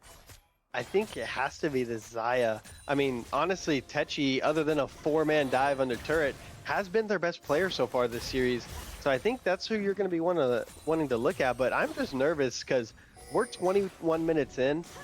Dominant Yumi has kind of just been free farming on this Smolder, and they were at like 85 stacks at 10 minutes. I can't imagine what they're at right now. Yep, there it is. 188 stacks is what he is at, and you're getting closer and closer to that 225 threshold. I know he did get nerfed, but he's still going to do a ton of damage. As Chaotic Proto Belt hits the charm, looking for something. There's no damage to follow up. Techi looks like they were not on the same page. Techi was on that wave as Brylo and Aurelius moving down. A minute 17 on this Drake, and it looks like we might have a fight brewing.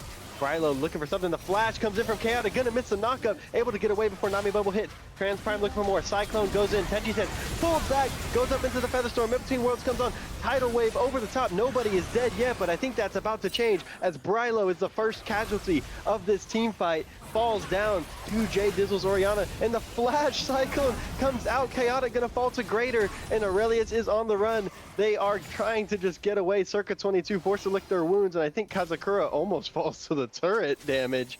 But man, it looked good for 1 second. Not really able to keep it going as Greater looking for Aurelius, hits the silence, going spinning, and I think that they might get...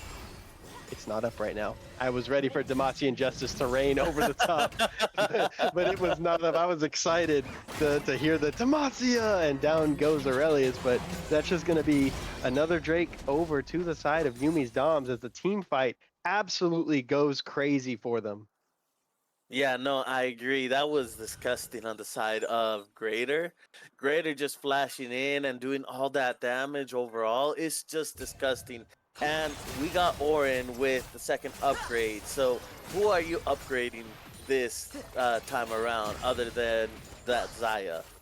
Well, it's got to be the Aurora, I think. I mean, honestly, Aurelius hasn't really had the opportunity to get into these fights, but Drake is still up. Knockup comes down on a Kazakura, but Trans Prime is there. Wukong protecting the Nami. Stun comes out. Here comes the Ornhorn. They're looking for Trans Prime. Gonna miss, though. Neon Ghost not able to find it. Overcomes the Smolder ultimate. Double knockup onto the side of Yumi's Doms, but the Smolder is at 225. They are looking back. Trans Prime unstoppable. Picks up his 5th one of the game, and Neon Ghost is just on the run. Dominant Yumi gonna scoop him up, and on the bottom side, Greater is just spinning to winning, and down goes Aurelius. 3-3-0 for the Aurora, but the 4th kill of the game goes over to the Smolder, the Garen, and that is going to be the Drake up for Yumi's Doms. That's going to be their 3rd Drake of the game, and honestly, they're heading kind of towards the soul point. I know we were talking about how we didn't think this game was going to go in the direction of last game as they are positioning for that Baron, but it kind of looks like that's what's going to happen. Yeah, no, I agree. And there is zero vision on that side for the side of Circuit 22. I mean, they have no vision. They have no idea this is happening right beneath their noses. I mean, it's just devastating to see. Yeah, man, and you see that 7K gold lead. Techi just trying to get any kind of farm that he can. Once again, kind of the only one who's staying even. Only 500 gold lead for the Smolder, but look at that gold lead in top lane. You're looking at almost, 2,500. Jungle's up 2K. The mid laners are about 1,000 difference, but you have to be looking at this Xayah. You really need Xayah to be able to get going and get some uptime to be able to win a fight for Circuit 22. Could we kind of get a listen into these comms for Circuit 22 and see what they're thinking, as we do see an engage going down once again? Yep. Him and blow him up. We're just back. I mean, they're all here, but... I mean, I'm here. Can we go? I'm going. We're going. Come on, me. We're good. We're good. Yeah, that's fine. You survived. All right, there I goes mean, that was there goes the one- pick on the Top, smolder. Well played by Aurelius, able to sneak around and go invis and just do basically the entire health bar to the smolder. Unfortunately, the shutdown did go to the Proto Belt Rakan, but you know we move and that's a good play coming out from Circuit 22, just able trying to manage what they can. You know, Dominant Yumi hasn't really been touched the entire game, and they were able to get on top in between worlds from Aurora into the Rakan knockup, able to get the kill. And look at Graders just spinning in front of Neon for no reason, just taunting him a He's little bit, like- I suppose. He's like, it's Beyblade time. Yeah, no, for real. Speaking of that, the Q does come down. Greater forced to spin out as there is 4 members of Circuit 22. Oh my gosh, what a sidestep. The Proto Belt away. Chaotic Party is just going to fall. Jay Dizzle picks up his 4th kill of the game onto Chaotic Party, and now it's Techi Tets and Aurelius versus 4 members of Yumi's Doms. This Smolder is back, and I can guarantee you it's going to be a little more cautious this time around, looking for that Aurora, as Aurelius looking to fish for something, not really going to be able to find anything, and it's kind of just a slow death for Circuit 22, because you can kill the Smolder, but you know he's going to come back and he's going to be even stronger, as Greater's unstoppable picks up the solo kill in the top lane to Neon Ghost. That's unfortunate as the engage comes down. Transprime in the Cyclone. Featherstorm comes out from the Aurora, calls back, still trying to go away, forced to flash, and down goes Brylo. Dominant Yumi picks up their 3rd kill of the game in between worlds, out from Aurelius, able to get the shutdown. It goes over to Chaotic Party, who's looking for the knockup again, but man, that Smolder's doing so much damage. What a play! Aurelius almost able to get him, forced to flash. Dominant Yumi picks up his 4th of the game, and all the meanwhile on the top side, the Garen is just taking your top inhib. Techi Tech trying to do literally anything, grabs the double root, but here comes Dominant Yumi. Here comes the Smolder, falls to the Xayah. What a kill by Techi Tech. Gonna be able to push back the push from Yumi's Doms, the bot lane of Circuit 22, just trying to keep this game together. But man, these shutdowns are all going onto your Rakan. It can't be a feels good moment. I agree. I'm just over here like, no, Rakan, you're finishing them, but no, you just don't want those kills on them. Yeah, man, can't feel good. And then Greater picks up another solo kill in the top lane. Neon Ghost, I'm moving towards into this game 3. I feel like you need to give him something with a little more ability to fight in the one. You know, first game was a Scion, now it's an Ornn. Maybe try and get him on something that he can fight back on, because Greater is just having his way so far in this top lane. No, I agree. And here's the thing. Greater is very known for his champion pool, being a lot more an aggressive carry style top lane, where on C22 Neon's, or Circa 22 Neon goes, he is more of a tank. He's more of a frontline player. And so they're abusing the fact that they got that.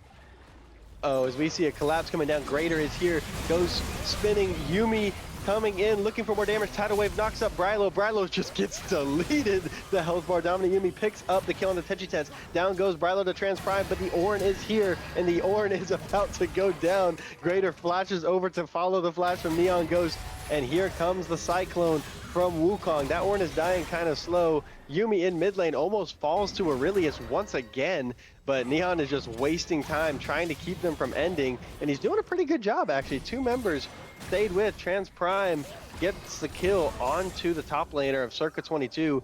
Neon Ghost falls, and now it's just Aurelius and Chaotic Party, who chat's saying is the carry on this Proto Belt Rakan. I'm excited to see it. I don't know. Okay, looks like they are going to back off. Go back, get the Cloud Soul. Do you see any, I guess not hope, but any way that C22 can really get back into this game? I'm looking at it and I'm just devastated because I don't see a way C22 gets back into this game. They gotta figure out, if I'm C22, I'm thinking, okay, we still got one more game that we can start making a comeback and make this a comeback game and a comeback story. How do we want to play it out? They already lost 2 of the biggest scalers in their team, which was that Jinx and that Smolder. Now the ball's in our court. How are we gonna play this out? How do we want to play this out? We've seen that they have these priorities top laners that you definitely want to be very careful when playing into, and so you got to think. Okay, we either look for a steal at this Baron, we look for a play somewhere on this map, or we reset, we mentally reset, and we get on to game 3 and play with the intention of not losing any more games from here on forward. Yeah, and speaking of that, we do see the Baron getting started up from the side of Yummi's Doms, and that Baron's going fast. It's about 6k health, and looks like they're trying to get in, but Jay Dizzle's just doing a good job of keeping Brylo away, man. He hit him with one QW combo, and that did almost half of his health as Neon Ghost is getting chased. Greater, once again, just chasing him down. This Garen does not know how to press reverse. He's just going forward, forward, forward. And he's kind of allowed to, because every time he's gotten caught, the Wukong's been there, or the Smolder's been there, the Nami's been there. As we see, once again, the Cyclone comes out of Trans Prime over the top. Smolder, the flash, Cyclone, Neon Ghost gets knocked up, and I think the Ornn might just be dead. This Smolder's still doing so much damage as Techi is just trying to clear the wave, trying to keep his team in this game.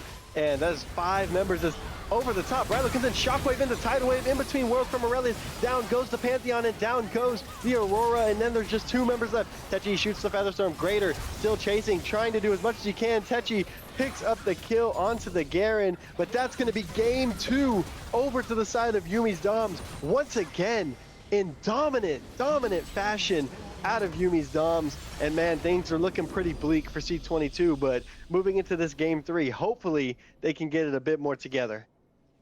I agree. And, I've seen multiple teams before get into the situation where, okay, game 1, game 2, you have a hard time. But game 3, 4, 5, you're able to come back, and you're able to come back stronger than before and win all of these games, So it is definitely on the ropes for C22. They have their backs against the rope, and I'm hoping they're able to get a comeback. But Yeah. right now, as we're looking, it's looking pretty bleak. Yeah, and that's going to be the second game going over the way of Yummi's Doms, who now have a 2-0 lead. And in this best of 5 grand finals for middle division, we are going to see if moving into game 3, if we might potentially have a reverse sweep on our hands. But we will see in a couple minutes once draft starts. Go grab some water.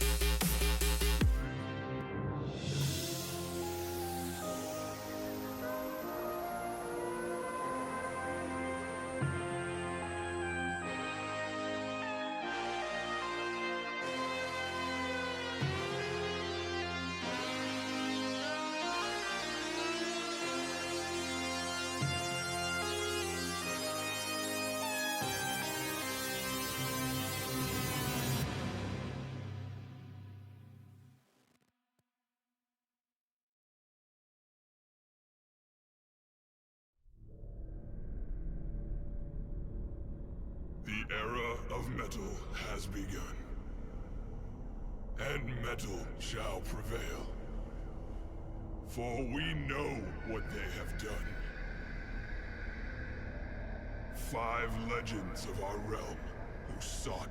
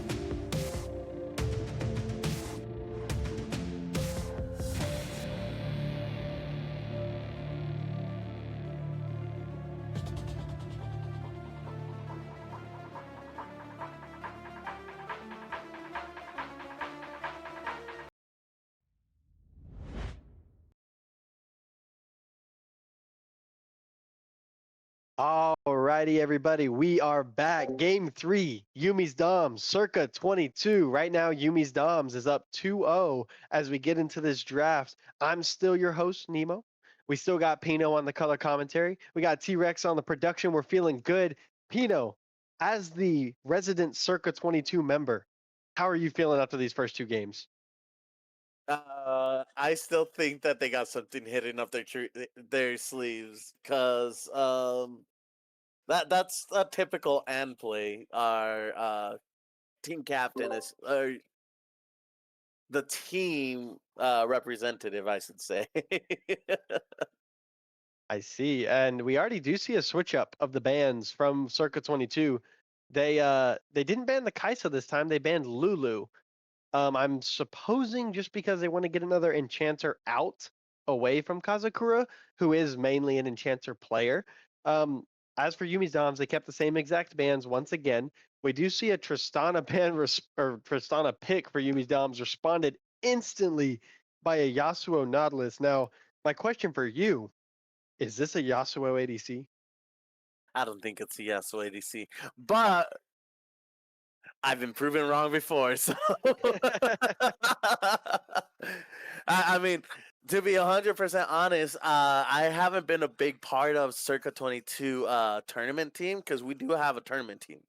That's who's representing Circa 22 right now, and so I don't know what's gonna happen, but with the Silas picked up, I definitely know that the fact that Silas is picked up by Yumi's Dom, Neon's Malphite is definitely not going to be played this game. Yeah, and as we've kind of talked about, Neon's been on these tanks the first 2 games, and you said he's a very good frontline player, so maybe that's something they're looking to keep. But we do see Tristana, Janna, and then a Nautilus lock. I believe if that's not a Yasuo 80 carry, then this will be where they pick the 80 carry. I was proved wrong last time once again, but this would be where I would assume because you already know what you're going against. So would you say this is a Yasuo mid then for Aurelius? It could possibly be a Yasuo mid. It could also be a Yasuo 80 carry. Um, they're both good options here, and it is a Yasuo 80 carry. Oh man, I'm excited to see the fighting that goes on in this bot lane. Yeah, Could Tristana be and interesting. John. I was say Tristana wants to fight, so does Yasuo. But this Jenna, I think, could get caught out a bit. The Nautilus hook is going to be a pretty big tool, and we've already seen how good Chaotic has been on those engage supports. Now, how do we feel about the Mel into Silas matchup? Because I would assume that's a Silas mid. You don't really see Silas jungle as much, but Well, yeah, I mean, it I could be. Well, I think it might be a Silas jungle, and this could also be a Mel 80 carry with a Nautilus support. So It I could don't be. Yeah, know you're with right. these 3 picks where they are going simply because of how they're lined up in pick order, right?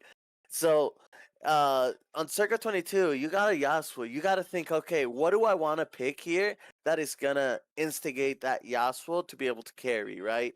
We got Nautilus, we got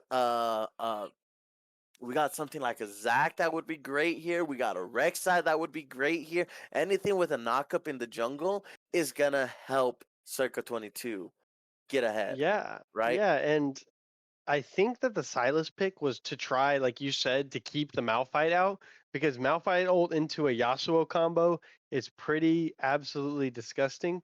I'm curious to see. We did see a Yi ban, we saw a Renekton ban, as well as Urgot and Mordekaiser, and then there's just a Graves. Okay, I've heard earlier that Graves top is an actual thing now.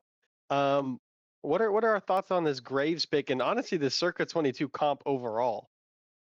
I think it's very close range, but if you look at Yami's Dom side, they don't have much range either. So it's literally gonna be a melee versus melee matchup almost all across the board.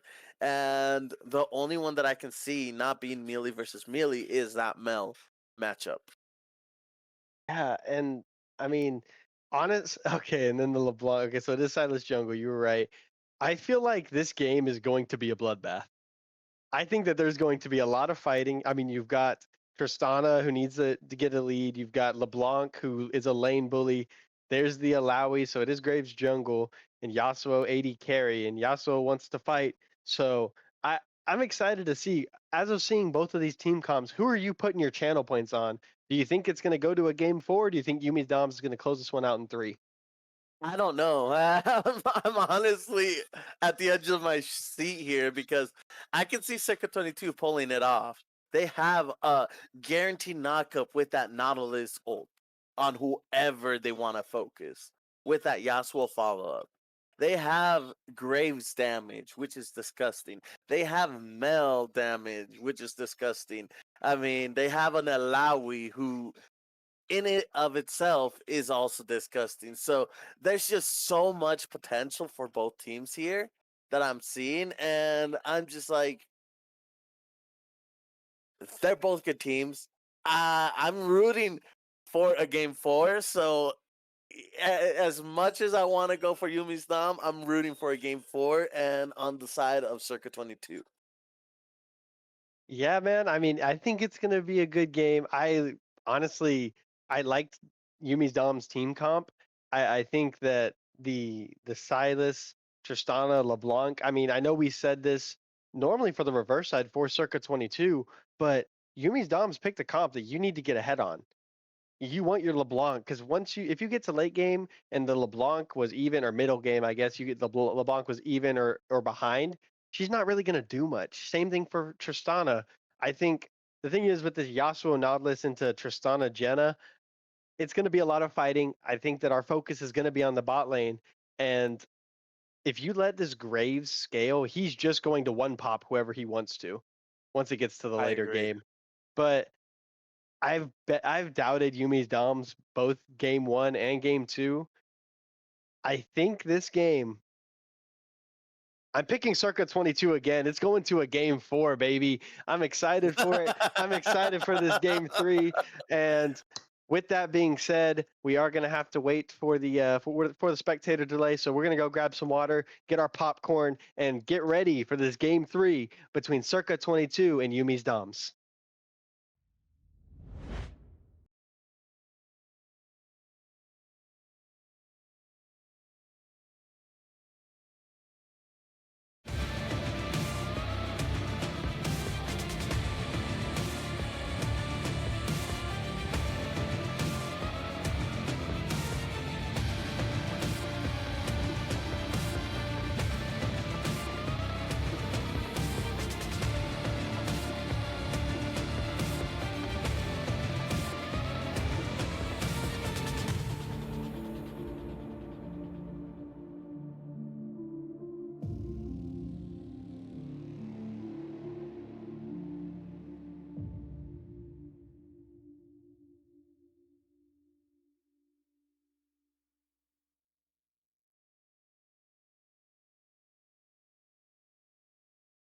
Awake to my voice and hear the call within. Embrace the fear inside. Surrender your mind to mine again.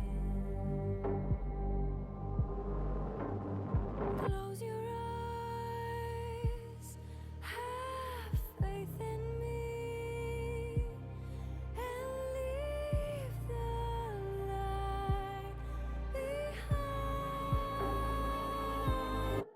You're never alone.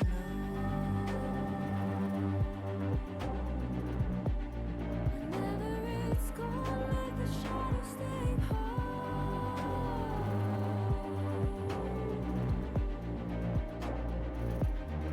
You're never alone.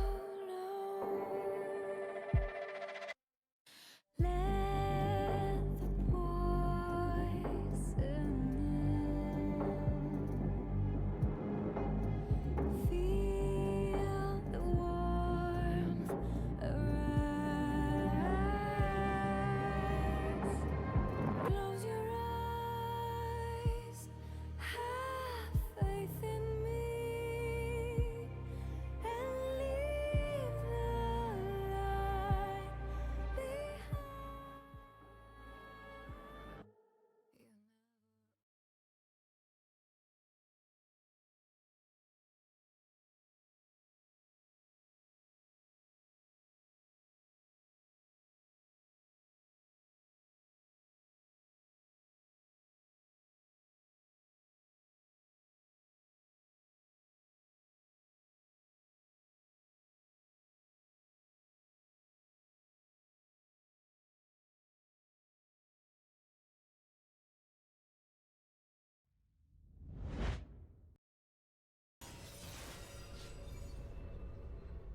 Welcome to Summoner's All right, everybody, we are back after the game 2 kind of domination from Yumi's Doms, game 1 and 2. Here we are, game 3, Circa 22, going for a bit unconventional of a draft. Gonna try and get the reverse sweep started. I'm still here. Pino's still here. T-Rex is still here. Pino, how are we feeling about the draft? What are we seeing? What are these teams looking to do?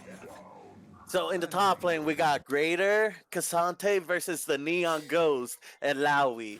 In the jungle, we got Silas, Trans Prime versus the Brylo-san, Grave. We got in the mid lane, the LeBlanc versus the Mel, Jay Dizzle versus Aurelius. And in the bot lane, we got Dominant Yumi and Kazuraga on Tristana and yeah, I know. Tristana and Janna versus Techie Tex and Chaotic Party on the Yasuo Nautilus. There, where do you think the junglers should path? What do you think they should be doing? I mean, what are your opinions in this early game? I mean, looks like they're both going to be pathing towards that bot side. I mean, Techi Tets and Chaotic have shown that they want to fight, and Dominant Yumi and Kazakura haven't really given them that opportunity with the picks. But this game, you're playing Tristana. That's a champ that needs to get going, needs to get a bit scaly. And this is the first game we've seen Greater. I mean, it's a Cassante, so it's going to do some damage, but not pick like a carry top lane. You know, he's kind of been doing it all for Yumi's Doms through that top lane, but on the Cassante, you know, you're kind of going to be relying on the rest of your team. As we see the fight going down, you know what, I'm sorry, I apologize, Neon, for caster cursing you. Greater picks up the first blood of game 3, 2 minutes in, and Brylo on the Grage is coming up. I'm not sure that he's going to really have the damage to deal with this Cassante, who is a little under half health, but it is a Cassante. And look, he's going to take the fight. Looks like Greater's looking for it as well.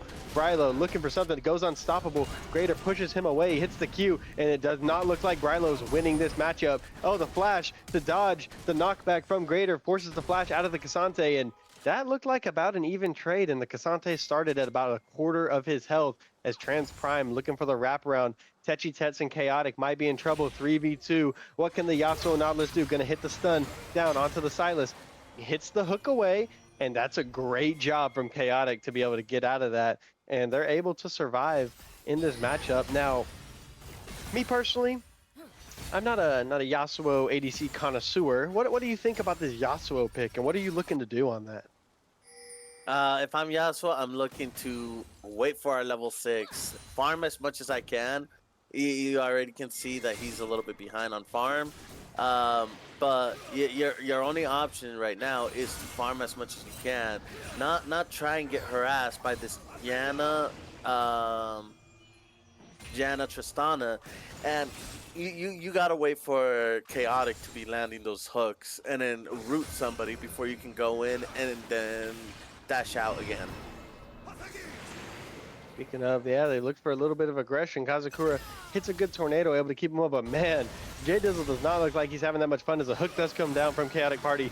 Techi Tets looking to follow up, looking for any kind of damage. The knockup does come up, and looks like Dominant Yumi looks for the engage. Exhaust comes down from the Yasuo. Chaotic Party flashes to follow. Yumi is stunned, but not really going to have anything happen. Trans Prime is there. It's probably good that they backed off as Techi Tech dashes in, dashes right back out. Flash comes after Trans Prime. The grab on the Chaotic Party. They're looking for the first blood of this bot lane. Chaotic is going to fall. Techi picks up the kill on the Trans Prime, and Brylo is here. The flash after the knockup, and it is going. Techi picks up a double kill, looking for a triple. He's on no health at all, and Brylo is going to be able to pick up the kill on the Kazakura, who gets out on maybe 5 HP, and both the AD carry and the support Janna were on like 3 HP getting out of that fight. But what a play coming out of Techi Tets, able to turn that into a double kill for themselves, even with losing the support. Yeah, I mean, they both played that very, very well. That Trans Prime follow-up on that Tristana and trying to get that kill on that Nautilus was also phenomenal. But that Nautilus was just able to survive long enough for Techie Tex to get first blood and get that extra gold onto him. Overall, I think they're both doing phenomenal. Both teams are playing properly. This is the game to be watching. And in all honesty, if they play it right, it's going to be a circa 22 win. Yeah, we do see the first Drake getting started up by Brylo. Not really doing a ton of damage to it, but it doesn't look like Yumi's Doms are in much of a position to contest as Trans Prime is crossing over into the enemy top jungle. He's going to look for those Raptors, and in return, going to be able to get the first Drake for the side of Circuit 22 as Prylo almost goes down to the Ocean Drake. But one thing I am curious about, this Mel pick for Aurelius, we did see it get banned in game 1, not really as much in game 2, but it's looking pretty good so far into Jay Dizzle, who's not really able to do much. Looking for the ultimate. Execute comes out from Aurelius, picks up a solo bolo onto Jay Dizzle, and I believe this is the 3rd game in a row Aurelius picks up the first kill out of these 2 mid laners, and there's a dive ruin. Neon Ghost on the Alawi does not have level 6 yet, not able to get that insane double ultimate that he could, but I mean, looks like Trans Prime decides not to go for it. One thing I do notice, the CS lead that's building right now in the top side for Greater over this Alawi, is that something that's pretty typical in this matchup or not exactly? It is pretty typical because Cassante is just so disgusting with his ultimate. And I'm looking at the spot lane. Knock up into hook. Techi Tech picks up the kill onto the Janna. And now it's a 3v1. Dominant Yumi looking to survive the dive. Nearsighted. Might be looking for a W away. Is able to maybe get away. Techi Tech is chasing. Gonna be able to not pick up the kill, but it goes over to Brylo as the gank in the mid lane. Aurelius caught off guard by Trans Prime coming from their own red buff. And Jay Dizzle gonna pick up his response kill. Good gank coming out of Trans Prime as we're looking at Greater, looking for Neon Ghost, not really able to do it, and that's the Alawi ult that we were looking for, getting a lot of damage down onto this Cassante, and Alawi is a pretty disgusting champ when it comes to the 1v1 and being around those walls. So Alawi still has ult. Same thing with Cassante. Oh, I'm silly. I'm so silly. I saw all the just tentacles, I thought it was Alawi. Yeah. No, it was just the soul pull into tentacle damage, which early mid game, Alawi just has so much damage coming out of nowhere. And if you're Cassante, you gotta be very, very careful, and you gotta be very, very cautious of this Alawi being able to pull that soul and do that damage. Yeah, and Aurelius is looking really good solo in this mid lane.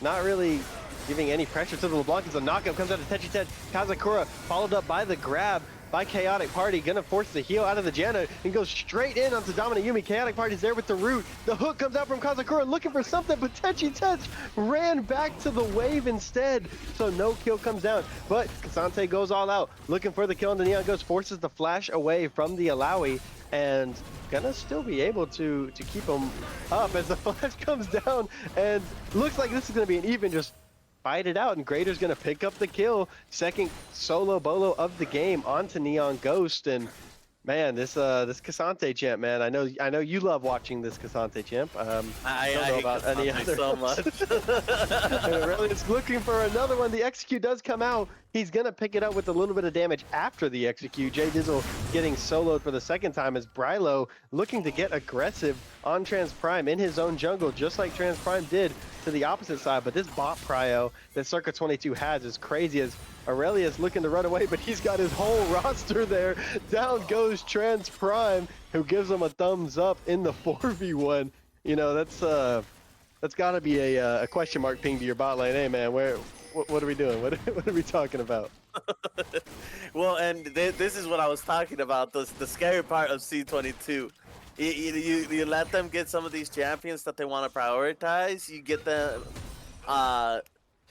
getting some leads anywhere on the map, and they're gonna just fully start running all the domination on that team. Yeah, it looks like Circa 22 looking to become Yumi's Dom. And as we move forward, Greater still looking for the fighting. Chaotic Party is here, gonna look for the hook, gonna grab him, and that's going to be a dead top laner. First kill of the game for Neon Ghost, but in the jungle, Brylo's 1v1ing Trans Prime, gonna force the Silas away. You see the Nautilus ult coming out, the knockup. Brylo-san is on a killing spree, and Circa 22 looks like a completely different team. Windwall comes out, Dominant Yumi gets exhausted, Techi Tech on the run away, going to be able to survive, forced to exhaust, but man, I know I said it last game, but it was only 3-0 last game, and it was like 5 minutes in. Now we're 10 minutes in, and there's a 3K gold lead.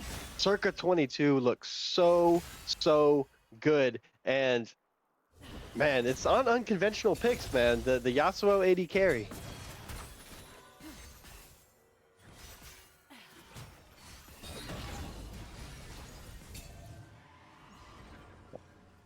Okay. All right. Pino, you Sorry good? about that. No.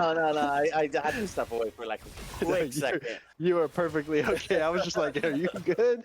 But yeah, man. I mean, it looks pretty good. Trans Prime looking to make some plays onto Aurelius. The root does come out. Nice root, but the grab comes out from Trans Prime. That might be a dead mel, forced to execute. But here comes Brylo looking for the return kill onto J Dizzle. Down goes Aurelius to the LeBlanc, and looks like it's just going to be a 1-for-0. Nice play by Trans Prime, shutting down this Mel.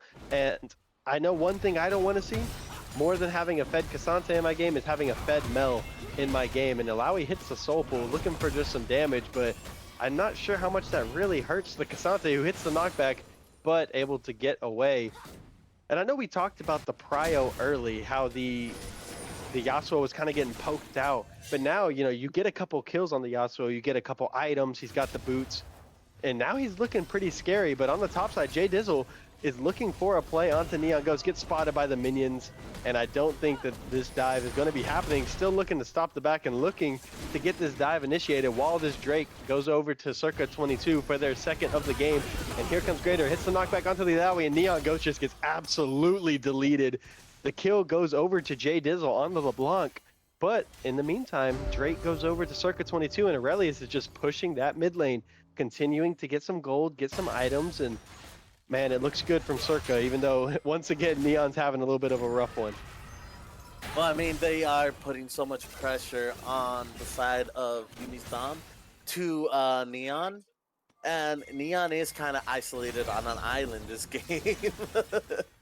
So the fact that he's not actually down that much by CS and not giving so many kills over to them is actually a very good surprise. Because how much times have you seen Trans Prime top lane?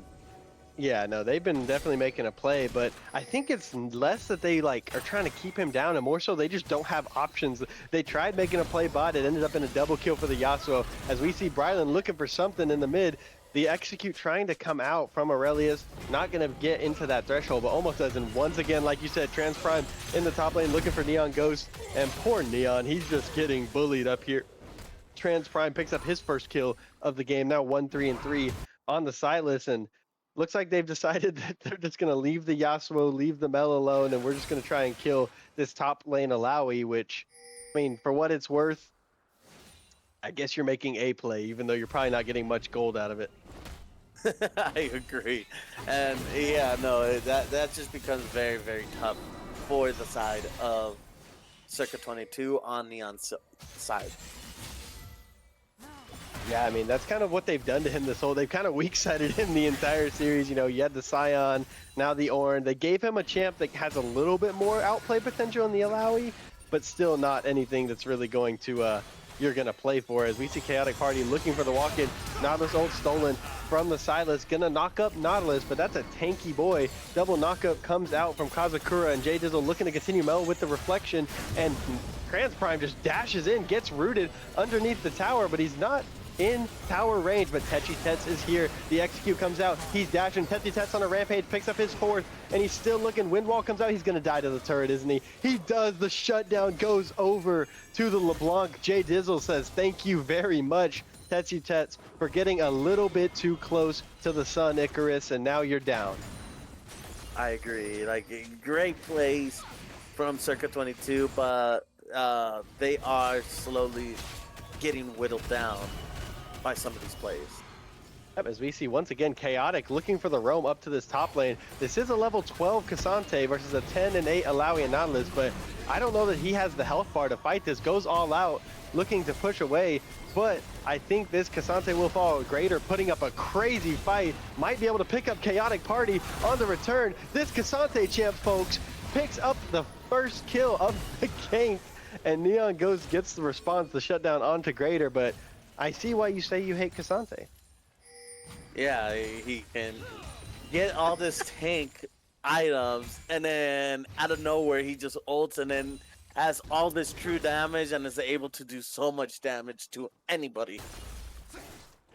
Yeah, and I mean, it's a feels good moment if you're Neon Ghost. It's a feels bad moment if you're Chaotic Party. But we're looking at the the Herald going over to the side of Circa 22 again, who just have complete map control. One thing I do want to do is going into this third Drake, I would like to take a listen into Yummi's Doms as J Dizzle gets a dodge, and he's going to be able to get out as the execute coming over the top, and he's not going to. Rift Herald is dropped, but yeah, now that we've got a little lull in the action, let's hear what Yummi's Doms are talking about leading into this third Drake. Mid, yeah. I'm hovering mid. I can't take Nautilus ults. Yasuo's probably basing, yeah. Yeah. Watch We out just for get vision control for Drake. They're fighting mid. Oh my, no way. All good. I don't have TP here, guys. I'm just pushing out butt. Wait, yeah, no this and this for Drake, right? I have to cover top, I think. Fucked it up. Still have it for dragon. It's like super low cooldown. Nautilus won't, right? Yeah, not Guys, they're looking mid with mill right now. Yeah. Just hover, just stay with me. Stand on, just push the wave and stand with me. I'm just hovering you, you hover me. Should I sack top? I'm sacking top then. We're gonna fight Drake. We're going to fight Drake, yeah. Okay, sacking everything. Coming. Also, if you W in and bait him, like to E and C or something, just try not to be that far. Now just walk to me. Might be dead here? Biased. Just shrunk. Oh. Nice work. Okay, we're fine. We can do Drake. Just do Drake, right? Nice. We're converting really well. All right, yeah, wonderful That was comms. wonderful comms and wonderful drag preparation on the side of Yummi's Dom. Yeah, leading up to this, it looks like Grader is going to take a little bit of poke, but he's going to be fine, and that's probably going to be the first Drake of the game for the side of Yummi's Doms, who they were looking for a pick, but managed to get it in the form of Techi Tets, who is getting the classic Yasuo syndrome, who just wants to dash in at every opportunity, just, style on him just a little bit, maybe, get a little something going. And that time he was punished for it by the LeBlanc, who, I mean, I know you saw, who just did about 90% of his health bar in 2 abilities. Yeah, no, and that's where LeBlanc is very disgusting, right? Oh, we have a gank going out bot lane. As Graves looking for the kill, and Cassante might trade one back again.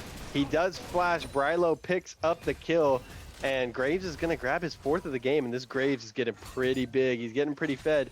He's got the hubris. Looks like he could be going into that collector next. And if you're on the side of Yummi's Doms, what's your main goal right now? It's as a member of them. I mean, I want to try and look for a pick anywhere on this Mel or Yasuo on the map. They are the main threats. They are the ones that will output the damage in these fights. Yeah, man, and as you see a fight potentially going down, J Dizzle once again stepping up, dashes in, the reflect comes out of Mel, and Chaotic gets kind of fooled by the clone of LeBlanc, or not the clone, but the knockback of LeBlanc. Happens to everybody, happens to all of us. I know for a fact it happens to me too. And the one thing we kind of talked about is don't let this LeBlanc get fed, because if you let her get ahead in that early game, she will run the map. And I know she's 50 CS down, but she has 6 kills. She got the giant shutdown onto Yasuo, and so it's just got to be a feels bad a little bit for Circa 22, and I'm just hoping that they're able to just close out the game like they haven't been able to for game 1 and game 2, because we've seen them get good leads, as we do see a fight potentially brewing. Brylo wants the blue buff of the Silas, gonna be able to not get it as Trans Prime smites it away from him. Mel comes down, goes golden. Trans Prime looking to stay alive. Brylo dashes over the wall, going to get knocked up by the Janna, and Silas dashes back in as we see a giant stun come out from the Cassante. Grader trying to carry this team fight. Neon Ghost picks up Grader. Tristana picked up Graves on the opposite side. The shutdown going over to dominate Yumi as Brylo falls, but in return, Grader falls as well. Maybe a little bit over ambitious with that dash over the wall. I don't think he thought the rest of the team was just waiting there for him. Yeah, no, I agree. And if you know anything about Barons, this is the 3rd type of Baron. The one where it opens up straight away and does damage over time. So watching the type of Baron it is, it's a lot easier to take than the other Barons. So what you're saying is we might be looking at a Baron sneak coming out from one of these teams, just because it'll go That down is a little correct. bit faster. Yes, and you can fight around the Baron. This Baron you can literally set up to try and bait the enemy team into fighting you in the Baron pit. I see, and we have a minute and a half leading up to this next Drake fight. As we see Brylo maybe caught out a little bit. Jay Dizzle just going to do a lot of his health farm. 2 abilities, gets rooted. He is almost dead. The ultimate forced out of the graves as Aurelius is coming by to just check, see what's up on this Mel. And man, that LeBlanc does so much damage as Dominant Yumi jumps over looking for Aurelius, who misses the root, and this might just be a dead Mel. But Techi Tets is there. The jump comes over. Dominant Yumi picks up Aurelius. Techi Tets looking for the return. The Nautilus ult comes out, knocks up the Yasuo. That might just be a dead Yasuo, who gets up into the ultimate. Another kill going over to LeBlanc. 7th of the game for Jay Dizzle, who is now dominating Circa 22. And on the other side, Greater and Neon Ghost are looking for a fight, mainly probably Greater looking for a fight at this point in the game, as there is a big engage and the Alawi ultimate is used, but so is Cassante just doing Cassante things, not really taking much damage. And look at the freaking tentacles. Down goes Greater, and I believe that's Neon's first solo kill of the set. Maybe that's got to be a feels good moment for him, as now we're seeing a 1k gold lead for Circa 22 open up despite those 2 deaths in mid lane. Well, yeah, and if you look at the games, right now a lot of that gold is centralized around that LeBlanc. And so because a lot of that gold is centralized around her, she is the playmaker. She is the one that you want to play around. And if she gets caught in any point in this game, then it's going to be devastating for your team. Yeah, and for this Drake fight, I do want to take a listen into Circa 22 if we could swap over to that real quick. Hold it, slow to the fight. It's okay. He's slowed. No DNR. Nice. Look at that. They waste everything. We say, yeah, they wasted everything. Yep. Pull it out. I'm gonna go mid here and maybe. I'm gonna zone him out. Sante's Yeah, work me. Cassante's here now, so we need to finish. Oh shit. Don't got fucking the marker. See, this is not good. Okay, walk out. Just walk out. Just walk out. Just fine. We got it, and we're out. Good. There is no getting out for me. I'm way slower than all of them. Oh, okay. I don't know why they're all 50 times faster than me. That was beautiful. Yeah, that was a crazy fight. Dominant Yumi picking up a triple and is now unstoppable. And this Tristana is getting back into the game as Brylo. You're not allowed to have those wolves, buddy. Trans Prime and Greater were both there. But you heard in their comms how as soon as Cassante showed up, as soon as Greater got there, they were like, we need to hurry up, we need to get out, we need to go. They did sacrifice Aurelius, they did sacrifice Chaotic, but they were able to get the Drake. You know, that's their 3rd Drake, that's sole point. I can't imagine that they're going to be feeling too good about losing 3 members for it, but you are soul stacking, and your next dragon, Yumi's Doms, are going to have to react to that. I agree. And here is the other thing you got to take into account, right? That the LeBlanc having to go through that extra shield that the Dragon Soul gives you is devastating. And look at that vision control from the side of Circa 22 this game. They are controlling everything on the side of Baron Pit. Yeah, no, 100%, and that's got to be scary if you are on the side of Yumi's Doms, because outside of Cassante, if you land a hook, then it might just be cooked. And on the bottom side, looks like Neon Ghost might be looking to go to a watery grave as Greater picks up his 4th of the game. But in return for that, you see LeBlanc, you see Cassante on the bottom side. Now Circa 22 is just starting the Drake, and that the Baron, and that Baron's going down fast. It's about 7k health. You've got 4 members on it, but Yumi's Doms are here. The LeBlanc is here. Jay Dizzle picks up the root, and that might just be a dead Yasuo.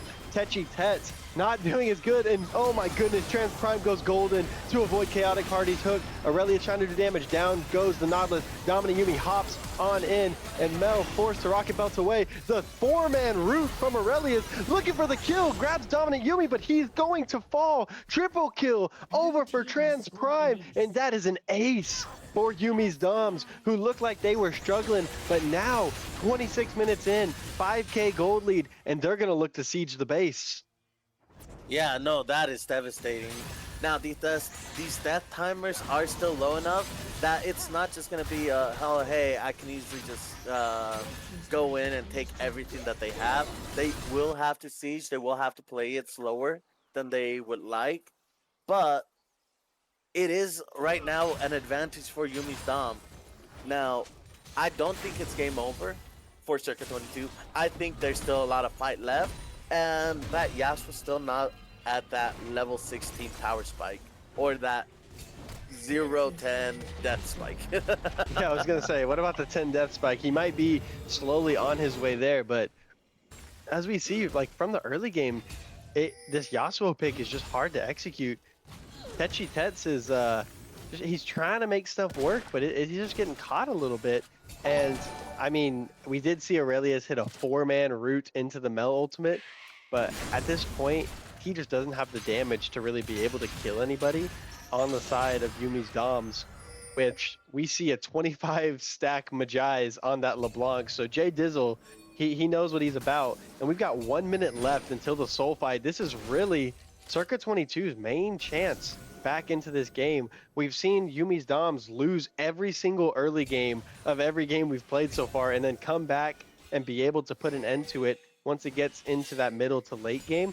I'm wondering if that trend is going to continue as we see the fight over the vision starting. Jay Dizzle looking for the dash in just for a little bit of poke damage, but he did a lot to Chaotic Party in a one little LeBlanc combo. Now, looking at this Drake in 30 seconds, what do you think the game plan needs to be for Circuit 22?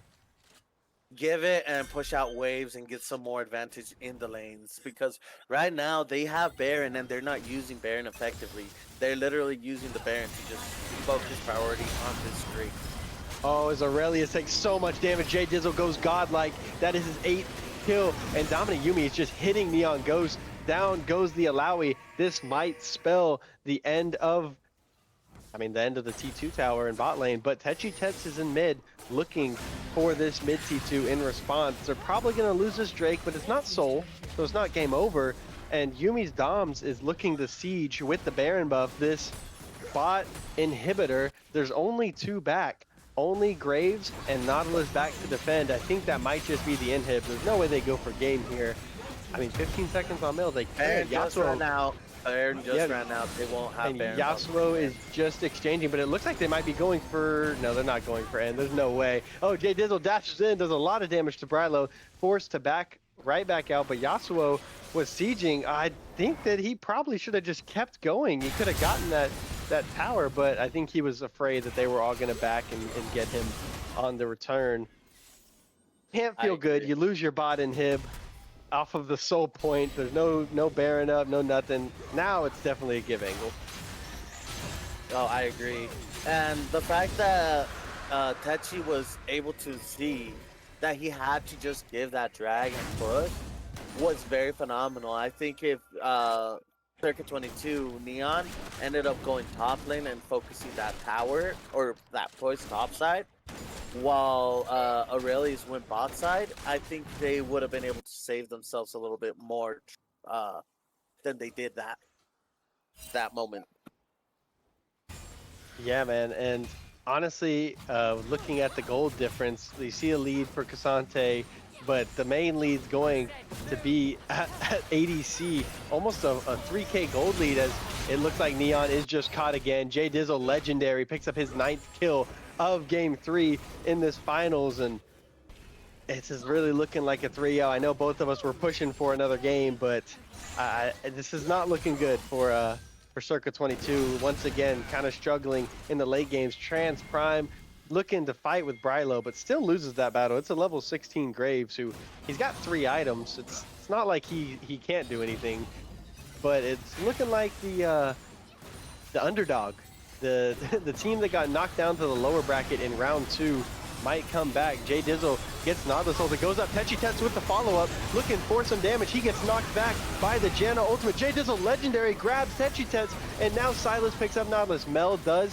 drop Jay Dizzle, gets a shutdown, but Aurelius soon to follow goes down to Tristana, and Greater is just ending the game while all this is going on. Neon Ghost back up the Alawi back to defend as Brylo picks up Janna, the shutdown onto Kazakura, but Trans Prime responds by picking up the jungler. Greater forced to dash away. Neon Ghost looking for the defense. It's Dominant Yumi. It's Trans Prime, the namesake of Yumi's Doms, looking to end the game in a 3-0 fashion. Middle Division finals might be over. Not the undefeated, but the former champions are looking to fall. The underdogs have done it. 3-0. Yumi's Doms over Circa 22 in dominant fashion. Pino, what do we got going on? This is crazy. I don't know. I mean, like I said, I haven't been in the Circa 22 circle for a little bit. So I don't know what was happening. I don't know if people were just not playing their best. I mean, I can't really tell you.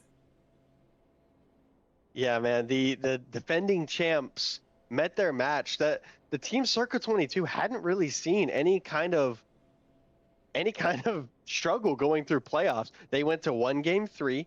That I don't know that they were ready for this series, and Yumi's Doms came in hot. They've played a couple more series. They played a game 5 on Tuesday, and so now they're back. They were hot. They took the series out hot, and just a quick 3-0 for us. And once again, another 3-0 that I've gotten to cast for grand finals. Lower was 3-0, middle 3-0. Maybe I shouldn't even be on the upper game. It'll just be 3-0. And if you had to say, who would you give the MVP to of this series? Trans Prime all the way. He just had such a big impact throughout all 3 games. Or if not Trans Prime, Greater. I see. Yeah, Greater did have a big impact, but I can't understate that C22 really had some big advantages coming out of the the mid game, coming into the mid game.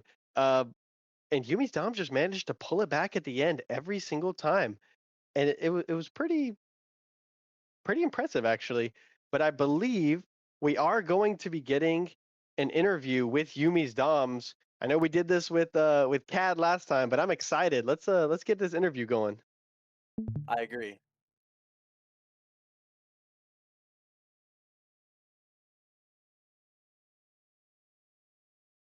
We're going to be moved over.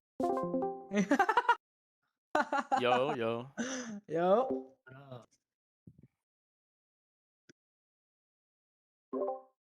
Man.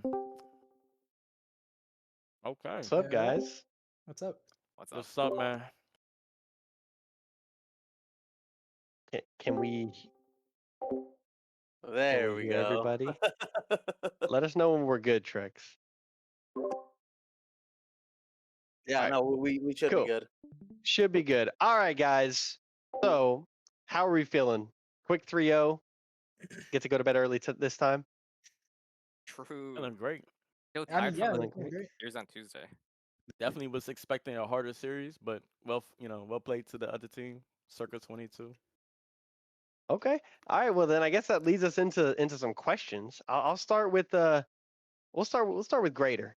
So, top lane, you had some crazy impact, and when we put the other team's comms on, they literally said, "Oh, Casante's here. We gotta go."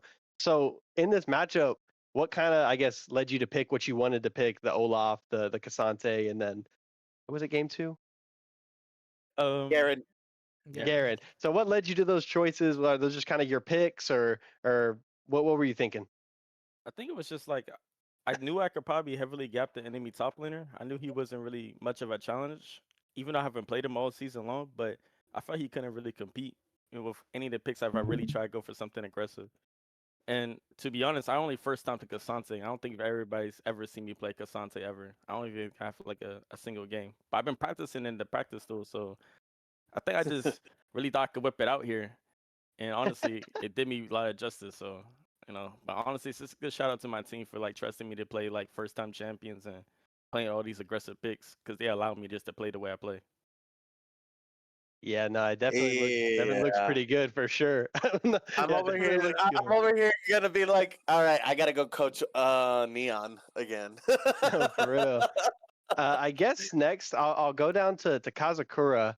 So you got a couple bans thrown your way pretty much every single game. You got the Karma, you got the Lulu. What led you to the Janna pick? I should ask. That was like one that took me by surprise a little bit.